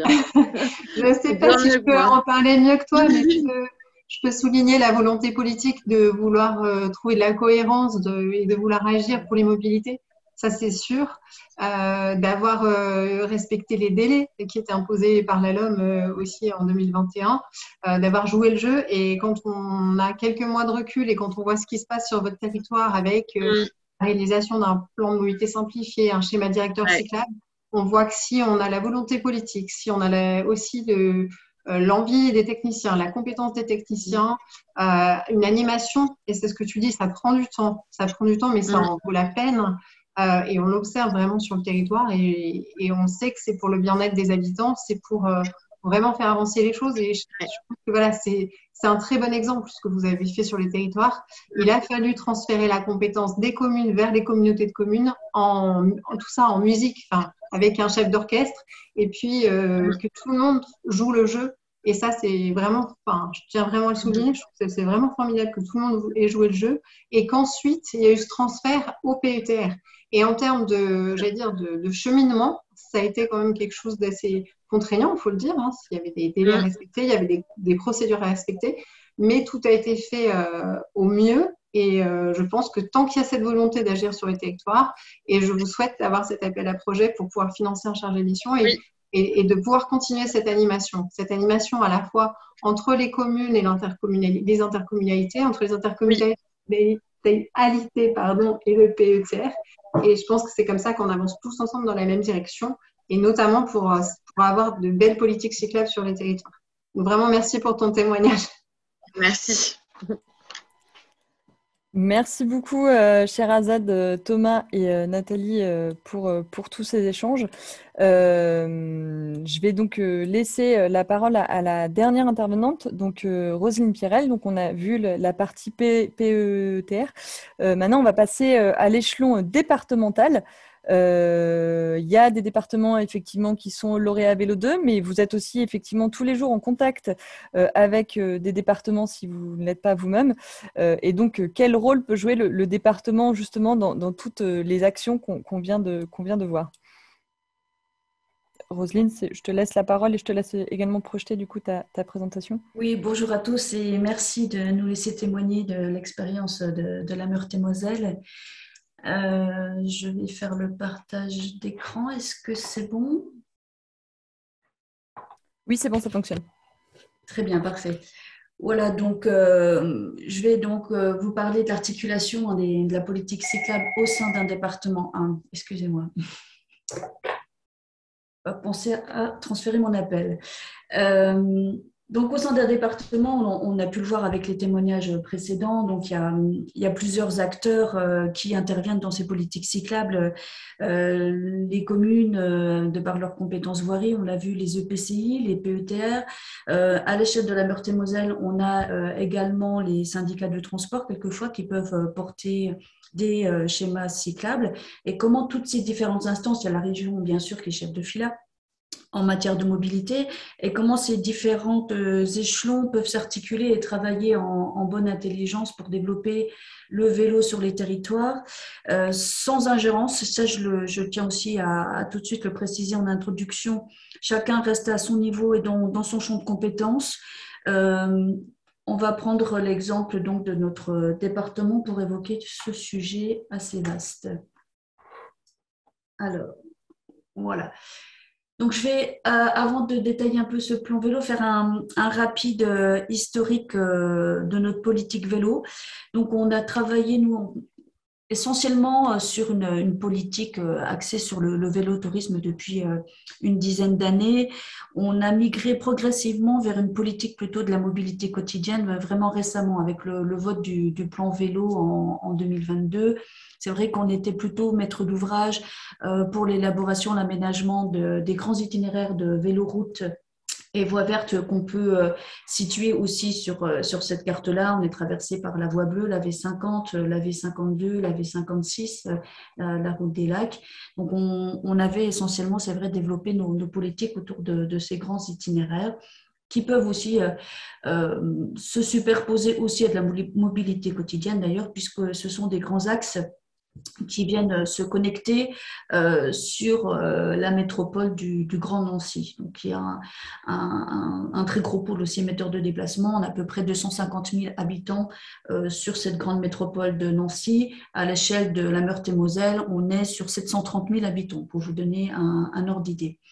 On a à peu près 18 EPCI qui constituent notre département.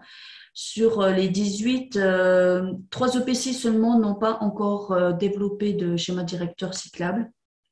2 vont certainement s'orienter plutôt sur des plans mobilité simplifiés, mais on va dire qu'il y a quand même une dynamique qui est vraiment enclenchée et puis qui s'accélère vraiment ces dernières années, bon, avec tout le contexte aussi national, les plans qui sont votés, les financements aussi qui sont mobilisables aux différents échelons, hein, que ce soit État, région et département, j'y reviendrai tout à l'heure. Le plan vélo donc, a été voté en 2022. Donc, on a eu ce passage vraiment vers la mobilité quotidienne. C'était l'élément, j'allais dire, déclencheur, c'était vraiment la volonté politique de pouvoir vraiment recentrer et accélérer la réalisation de ce réseau cyclable, de ce maillage continu et sécurisé. Donc, ça a été dit précédemment, c'est vrai que c'est ce qui permet après vraiment de booster la pratique du vélo. On sécurise les pistes, on donne envie après aux usagers de se déplacer par ce type de moyens de déplacement. Notre plan vélo, c'est organisé autour de 3 axes. L'essentiel, j'allais dire, je vais commencer par celui-ci, c'est la coordination. C'est vrai que le département pourrait ne pas être légitime dans ses politiques de mobilité. C'est vrai, quand la LOM est arrivée, on a donné le chef de fila à la région, on a dit les AOM, c'est plutôt les EPCI, on a les communes qui ont quand même la compétence voirie. Quid du département dans cette nouvelle organisation ? Mais le département, il a de nombreuses compétences. Alors, c'est vrai qu'il n'y a pas la compétence vélo en tant que telle, mais on a une compétence voirie. Donc, on peut agir, nous, sur notre réseau, sur notre domaine routier départemental. On a bien sûr des compétences de solidarité, donc en termes d'aménagement du territoire aussi, et dans les aides qu'on peut attribuer aux collectivités. Dans le domaine aussi de la mobilité inclusive, dans la mobilité solidaire. Donc, c'est vrai que le social, globalement, sur un budget du département, c'est plus de la moitié. Et puis, on a aussi une compétence en matière d'éducation. Donc, on est gestionnaire des collèges et on peut, à ce titre aussi, développer des actions dans ce domaine. Donc, le département facilitateur du dialogue interterritorial, on l'a vu, on a différents niveaux, mais quelquefois, ces différents niveaux peuvent avoir aussi quelquefois des difficultés de dialogue ou de bonne coordination dans les aménagements qu'ils réalisent. D'où l'intérêt aussi qu'on puisse à un moment donné mettre tout le monde autour de la table ou faciliter en tout cas ce dialogue-là. Donc quand on a décidé de se lancer dans ce plan vélo, c'était aussi l'idée de faire des ateliers de concertation sur l'ensemble des territoires, de faire remonter les besoins à la fois des associations d'usagers qui étaient autour de la table, des collectivités, des communes, et de réaliser ce diagnostic, ces schémas d'intention aussi qui nous ont permis de créer ces 3 niveaux de réseau, donc sur les boucles loisirs, sur le réseau d'itinérance et ce qui nous concerne plus particulièrement sur le réseau utilitaire. Ces ateliers ont montré évidemment qu'il y avait déjà tout un réseau cyclable existant, mais qu'il y avait des trous dans la raquette. Hein. Il y avait des endroits où on voyait que chacun avait aménagé son réseau, mais il n'était pas continu, il n'était pas relié. Alors à l'échelle quelquefois d'un territoire, entre 2 communes, et puis plus globalement même avec le département voisin. Donc, on a aussi travaillé, nous, après, à l'échelle supra avec la région, Grand Est, qui élabore son maillage cyclable régional pour nous assurer que les connexions, on le voit avec les différentes flèches, puissent se faire aussi avec les départements voisins. Les bassins de mobilité ont été mis en place à l'échelle de la Meurthe-et-Moselle.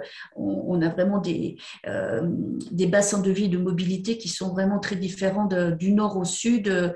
C'est vrai on est sur un département transfrontalier avec des interactions très fortes avec la Belgique, mais surtout aussi le Luxembourg, qui est un employeur essentiel pour le nord du département. On a des interactions aussi avec nos autres départements voisins. On a eu ensuite un axe qui était plus centré sur l'aménagement. Donc là, il y avait 2 choix qui se présentaient quand on a travaillé sur ce plan vélo. On était maître d'ouvrage de l'ensemble des aménagements cyclables sur notre réseau départemental routier. Il faut savoir qu'on a 3200 km de route départementale. Ou alors, soit on était maître d'ouvrage, on disait, ou soit on choisissait plutôt d'accompagner les AOM, les communes ou les EPCI qui ont la compétence voirie. On décidait de les accompagner pour qu'eux réalisent soit les études ou soit les travaux d'aménagement cyclable. C'est cette deuxième option qui a été retenue par nos élus. C'est aussi une question budgétaire. Évidemment, quand on a eu le chiffrage de l'aménagement de 3200 km de réseau départemental, on arrivait sur des budgets de 200 millions d'euros. Donc, nos élus nous ont dit on va lancer notre premier plan vélo, on va être sur quelque chose quand même d'ambitieux, mais pas sur ces niveaux-là financiers. Donc, on va débloquer 10 millions d'euros en maîtrise d'ouvrage pour finaliser le réseau d'itinérance. Donc V50, V52 et puis à moyen terme V56, et puis 10 millions d'euros en accompagnement des territoires. Donc là, on a, pour cela, j'y reviendrai tout à l'heure, un fonds dédié qui nous permet d'accompagner. Et puis sur l'animation, le 3e axe, donc là, j'en ai déjà parlé. On peut inciter à la pratique du vélo au sein des collèges en développant, en mettant en place des défis, des challenges pour inciter les collégiens à prendre leur vélo. On avait également livré des vélos au sein des établissements. Et puis, on a aussi des actions en cours en termes de mobilité solidaire. On sait que la mobilité, c'est un des premiers freins aussi à la recherche d'emploi, au retour à l'emploi. Donc, on a nos collègues de la direction Action sociale et insertion qui sont en train de travailler en ce moment avec un prestataire pour réaliser le diagnostic et essayer de trouver des solutions pour favoriser la mobilité. Le vélo en fait partie. Ce n'est pas le seul, évidemment, puisque vous voyez notre département, on est aussi quand même sur des milieux certes urbains où là, il y a d'autres moyens de transport que le vélo, enfin, il y a les transports en commun, mais on est sur des territoires aussi qui sont extrêmement ruraux, sur des milieux très peu denses, et là, il faut trouver des autres solutions aussi pour encourager la mobilité de toutes ces personnes. Donc, je vais revenir et plus zoomer sur vraiment la thématique de la gouvernance qui vous intéresse plus particulièrement cet après-midi.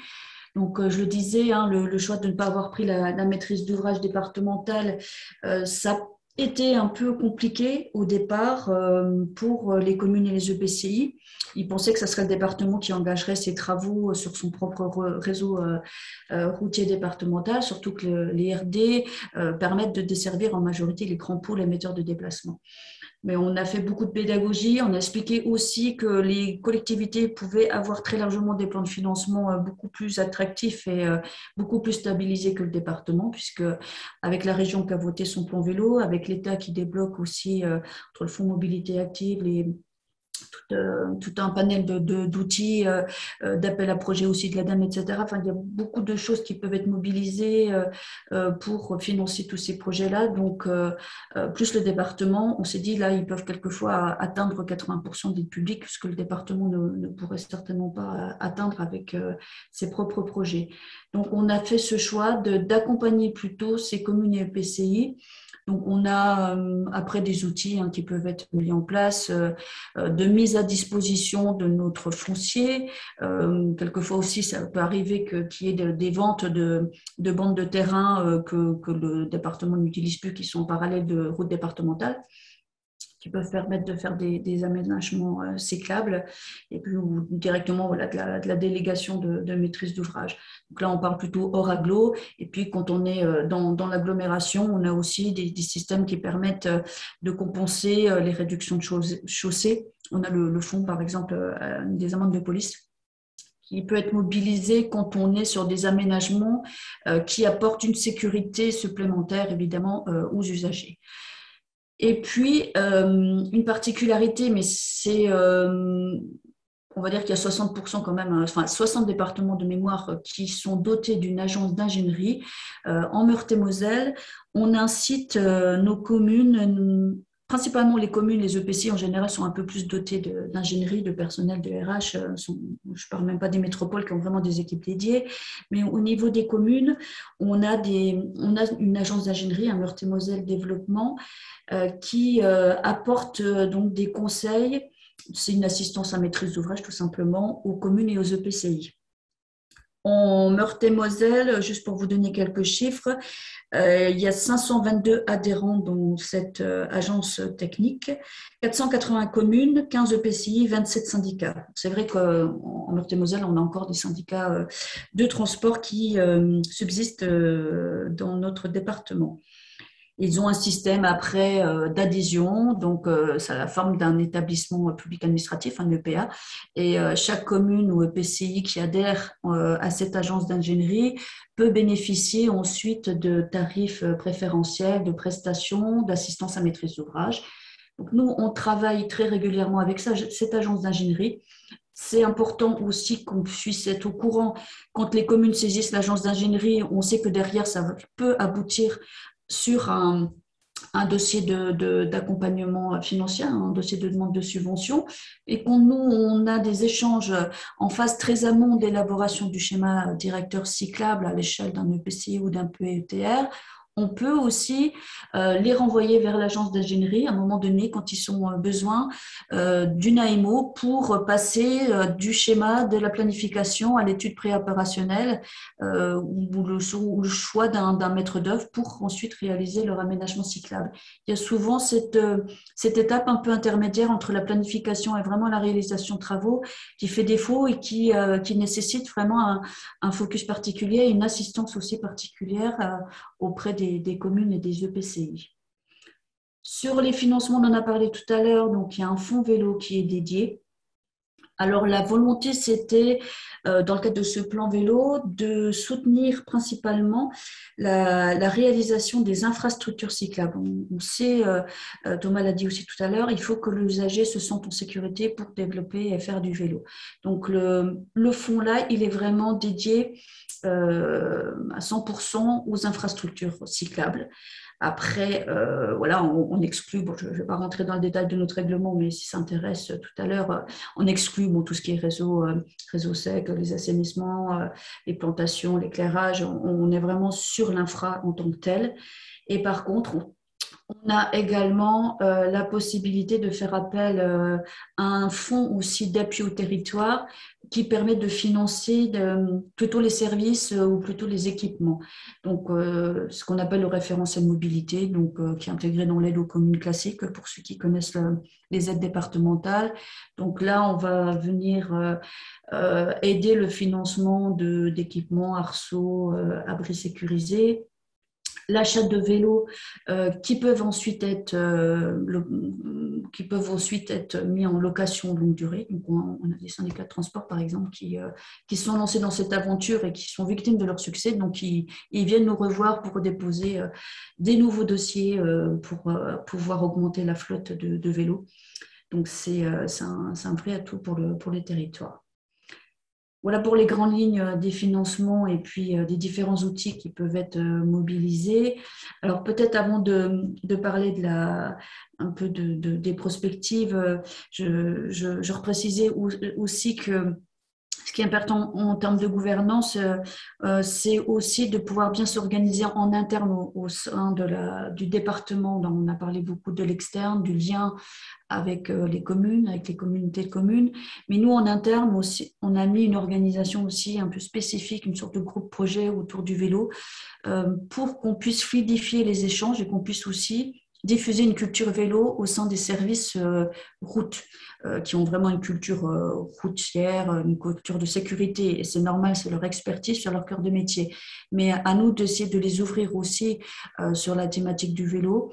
Donc, quand on a une demande de subvention d'une commune et d'un PCI, ils nous envoient leurs projets. Bien nous, on se charge d'aller récolter les avis des différents services des routes, études travaux routiers, qui est gestionnaire vraiment de la voirie départementale, études déplacement, et on collecte en fait tous ces avis. Ce sont pour nous des points de vigilance qu'on va pouvoir retransmettre à la commune ou à l'EPCI, et à charge à notre petite mission de faire aussi des propositions en termes d'aménagement cyclable pour améliorer le projet. On essaie toujours de travailler le plus en amont possible.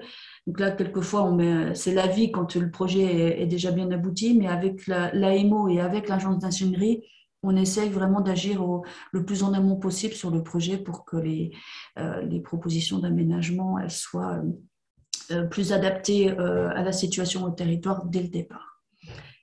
Et puis, je finirai avec la complémentarité des compétences entre les différents niveaux de collectivité. Donc, on a parlé des niveaux plutôt infra. Au niveau supra, c'est vrai qu'avec la région Grand Est, s'est posé la question des cofinancements et de la légitimité surtout des cofinancements entre la région et le département. Normalement, d'après le Code général des collectivités, on ne peut pas cofinancer ensemble des projets d'aménagement cyclable, comme le département n'a pas de compétences mobilité en tant que tel. On a pris l'exemple d'autres régions, notamment Île-de-France, qui ont mis en place une CTEC, c'est une convention territoriale d'exercice concerté des compétences. Donc, ça nous permet, entre régions et les 9 départements du Grand Est, d'établir en fait les thématiques sur lesquelles on peut exercer conjointement cette compétence mobilité. Donc, ça va au-delà du vélo, mais c'est intéressant aussi de se dire qu'il faut lever ses freins.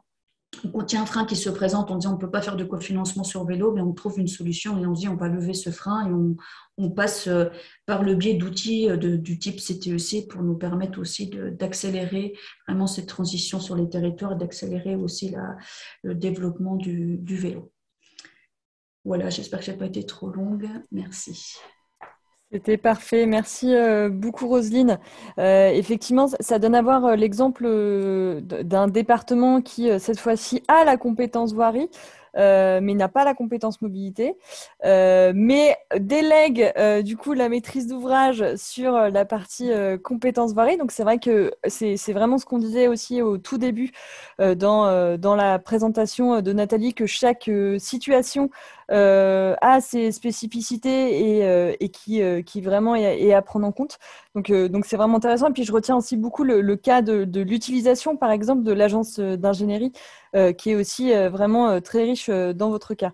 Je me tourne du coup vers Thomas. Thomas, est-ce qu'il y a des questions dans le fil de discussion ? Oui, alors il y a une question donc du coup de Paul-André. Cette fois-ci, je l'ai et puis je laisserai peut-être Nathalie répondre sur ce point-là. Hein. Donc Paul-André qui a via le programme À Vélo 2 une aide sur le déploiement de location longue durée du vélo électrique. Et en tant qu'AOM, il pose la question, est-ce qu'il peut le mettre en place? Alors, j'ai répondu directement à Paul André, mais on peut dire qu'il faut une délégation auprès de la région pour mettre en place un service de location de vélo quand on n'est pas OM. Après, il faut voir si ça pose vraiment un problème au niveau de la région. Sinon, vraiment, je vais dire dans le pire des cas, mais c'est vraiment pas ce qu'on peut préconiser en termes juridiques, c'est de voir si ça peut être fait au titre de voilà, la compétence aménagement du territoire ou compétence tourisme, mais c'est vraiment enfin, très fragile juridiquement. Donc, faut étudier la question. Bon, mais voilà, normalement, il faut bien une délégation de la région pour, pour que comme non-AOM puisse mettre en place ce service de location de vélo. Donc, il faut effectivement privilégier ce point où effectivement il y avait un article qui peut être utilisé de manière très limitée, c'est ça? C'est au titre de la compétence, on va dire, au tourisme. Voilà, mais si besoin, je peux répondre plus précisément par mail après le webinaire directement à la personne qui a posé la question. Très bien. J'espère que ça répond donc à ta question ou complément ensuite, Paul. N'hésitez pas, j'ai activé du coup la possibilité que vous puissiez prendre la parole directement. Donc, vous pouvez poser aussi votre question en prenant directement le micro, j'ai envie de dire. Donc n'hésitez pas. Il y avait une question aussi pour Roselyne. Thomas, mais c'est plutôt une question, je ne sais pas ce qu'exactement entend Marie sur... Marie, tu veux savoir exactement ce qu'est le CTEC? C'est ça? Tu peux activer ton micro, Marie, si tu veux préciser ta question.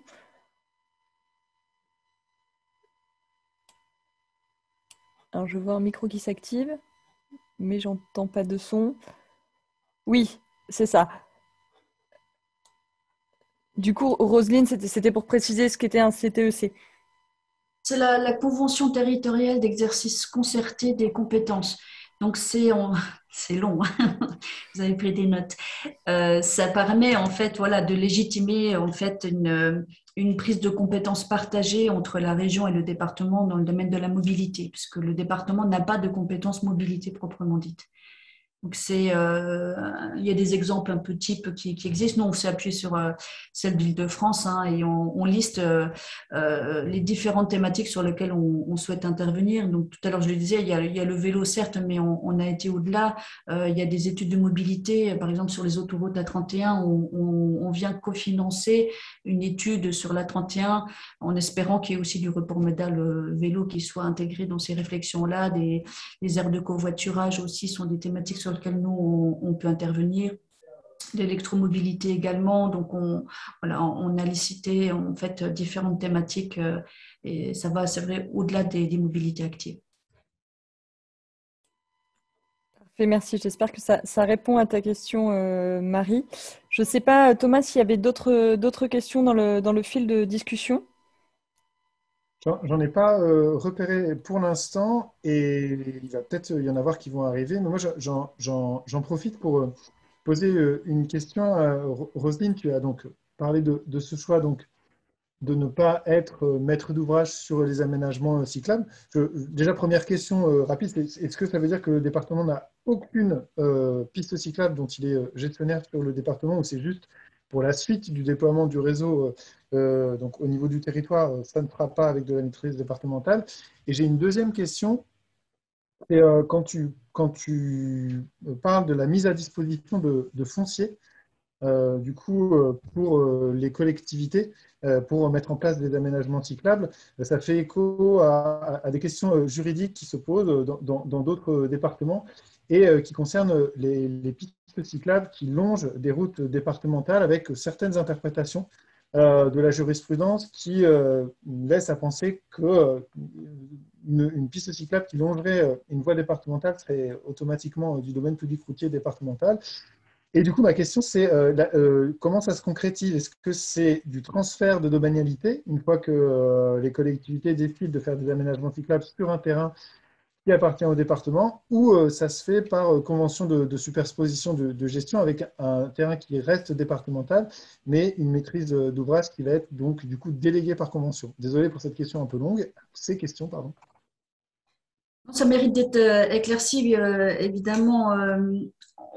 C'est notre premier plan vélo. Donc, c'était le choix politique de ne pas prendre de maîtrise d'ouvrage sur les aménagements cyclables, on va dire, du réseau départemental. Donc, ça ne veut pas dire qu'on n'est pas maître d'ouvrage, puisqu'on le fait sur les véloroutes qui peuvent aussi encourager la mobilité quotidienne. On l'a dit tout à l'heure, donc V50, 52, on est maître d'ouvrage. Effectivement, on aménage sur, en général, le domaine public fluvial le long des canaux. La maîtrise d'ouvrage, c'est un sujet sur lequel on reviendra, j'espère, dans notre deuxième plan vélo. On se dit que là, c'est un premier plan. Il fallait bien commencer par quelque chose et politiquement, ça avait été décidé que ce soit uniquement du soutien aux EPCI et aux communes, donc ce fonds vélo qui permet de financer le déploiement d'aménagements cyclables sur notre propre réseau. Alors, il y a quand même un petit point, on va dire une petite particularité quand je parle de maîtrise d'ouvrage. Sur les ouvrages d'art, c'est différent parce que les ouvrages d'art, bon, c'est souvent des discontinuités importantes, c'est souvent des sujets qui sont très complexes, qui nécessitent une ingénierie encore plus forte que sur le reste du réseau départemental. Et on a, nous, un service qui est dédié au niveau des ouvrages d'art, qui avait fait d'ailleurs toute une expertise des ponts sensibles et qui est en train de programmer la rénovation de l'ensemble de ces ouvrages d'art. Et nous, en interne, on est en train de travailler avec ce service pour que lorsqu'ils vont rénover, quelquefois reconstruire de nouveaux ouvrages d'art, ils intègrent bien systématiquement une piste cyclable. Quelquefois, il n'y a pas de piste cyclable de part et d'autre de l'ouvrage d'art, mais ce n'est pas grave. On profite du fait que l'ouvrage soit reconstruit pour intégrer tout de suite la piste. Il faut anticiper et c'est des coûts tellement importants. Alors, à l'échelle du coût d'un pont, on est sur des fois 13 millions d'euros. Enfin, et encore, voilà, tout dépend de la longueur. Quand on leur dit il faut prévoir 900 000, 1 million pour remettre une passerelle ou pour faire un élargissement, ça grince des dents. Mais après, voilà, c'était aussi décidé que sur cette thématique des ouvrages d'art, on soit maître d'ouvrage. Donc, on l'est vraiment sur ces points de discontinuité. Sur l'aspect du foncier, on ne sort pas de l'emprise du domaine routier départemental.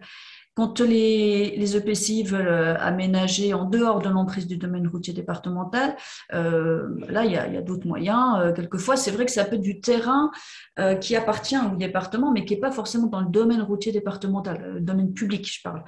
Ça peut être des parcelles qui sont dans le domaine privé du département, que nous, on vend. Donc là, on est dans une démarche autre, c'est qu'on a des délaissés. Quelquefois, c'est des terrains qu'on n'utilisera plus. On avait prévu des fois des emprises beaucoup plus larges parce qu'il y avait peut-être des projets futurs d'élargissement des RD, mais c'est plus dans l'air du temps, on n'est plus dans le tout voiture. Donc, ces délaissés, quelquefois, qui sont dans du domaine plus privé du département, peuvent faire l'objet de ventes à des communes et des EPCI qui le demandent. On va avoir le cas sur une liaison cyclable le long d'une RD. On va plutôt vendre une parcelle privée à la commune qui va pouvoir ensuite faire cet aménagement cyclable.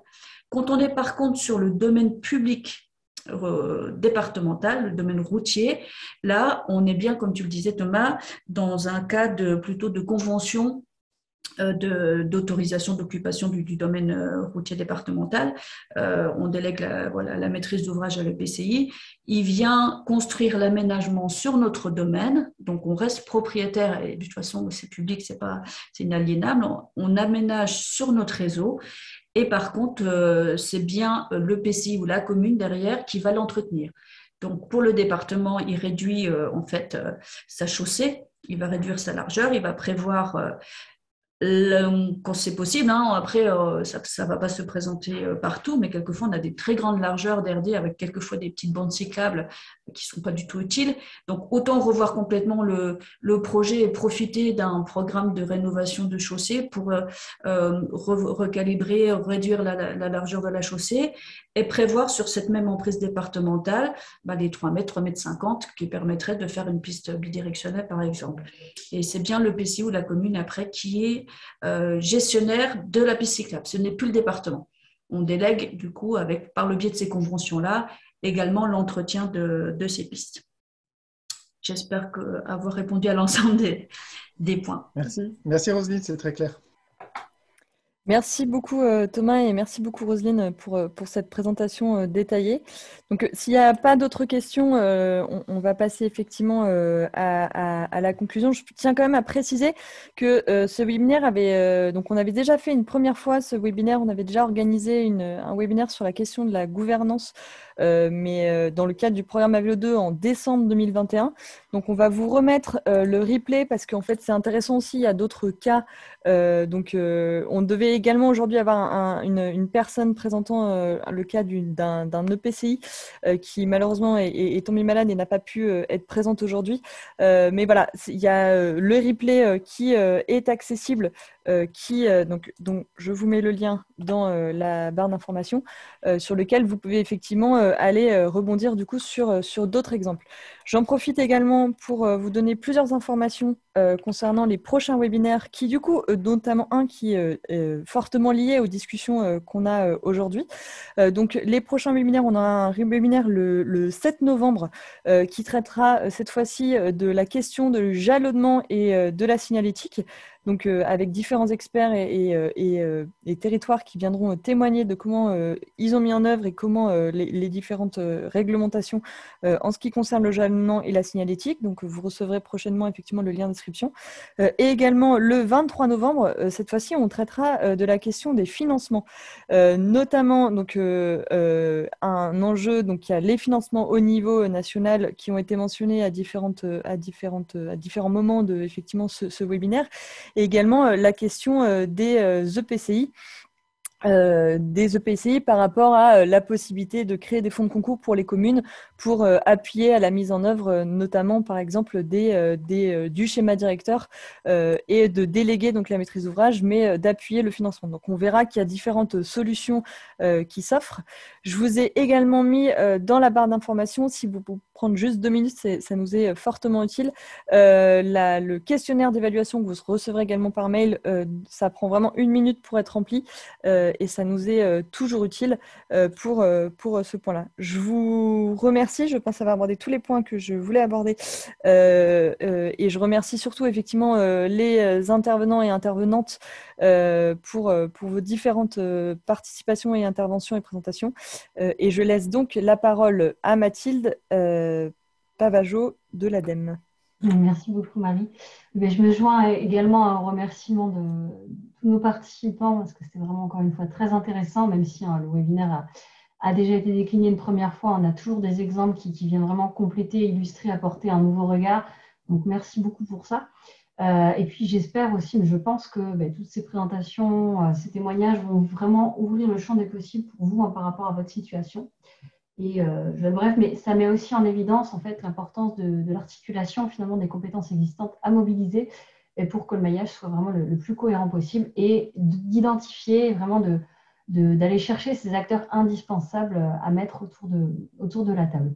Moi, je vais juste conclure par un petit rappel sur 2 points. C'est qu'on va vous proposer de nouvelles dates de formation à Vélo 2. On va essayer vraiment d'identifier des territoires d'accueil et des dates pour pouvoir en décliner un maximum, que ce soit cette fin d'année ou premier semestre 2024. Et le deuxième point, c'est les Journées nationales à Vélo 2. N'hésitez pas à vous inscrire. On aura d'ailleurs un atelier du CEREMA pour la journée de Narbonne le 21 novembre. Donc le lien, je vais vous remettre le lien dans la description, mais n'hésitez pas aussi à prendre connaissance du programme. Ça va être l'occasion aussi de se rencontrer, notamment pour les territoires qui sont proches de Narbonne et de Rennes. Voilà.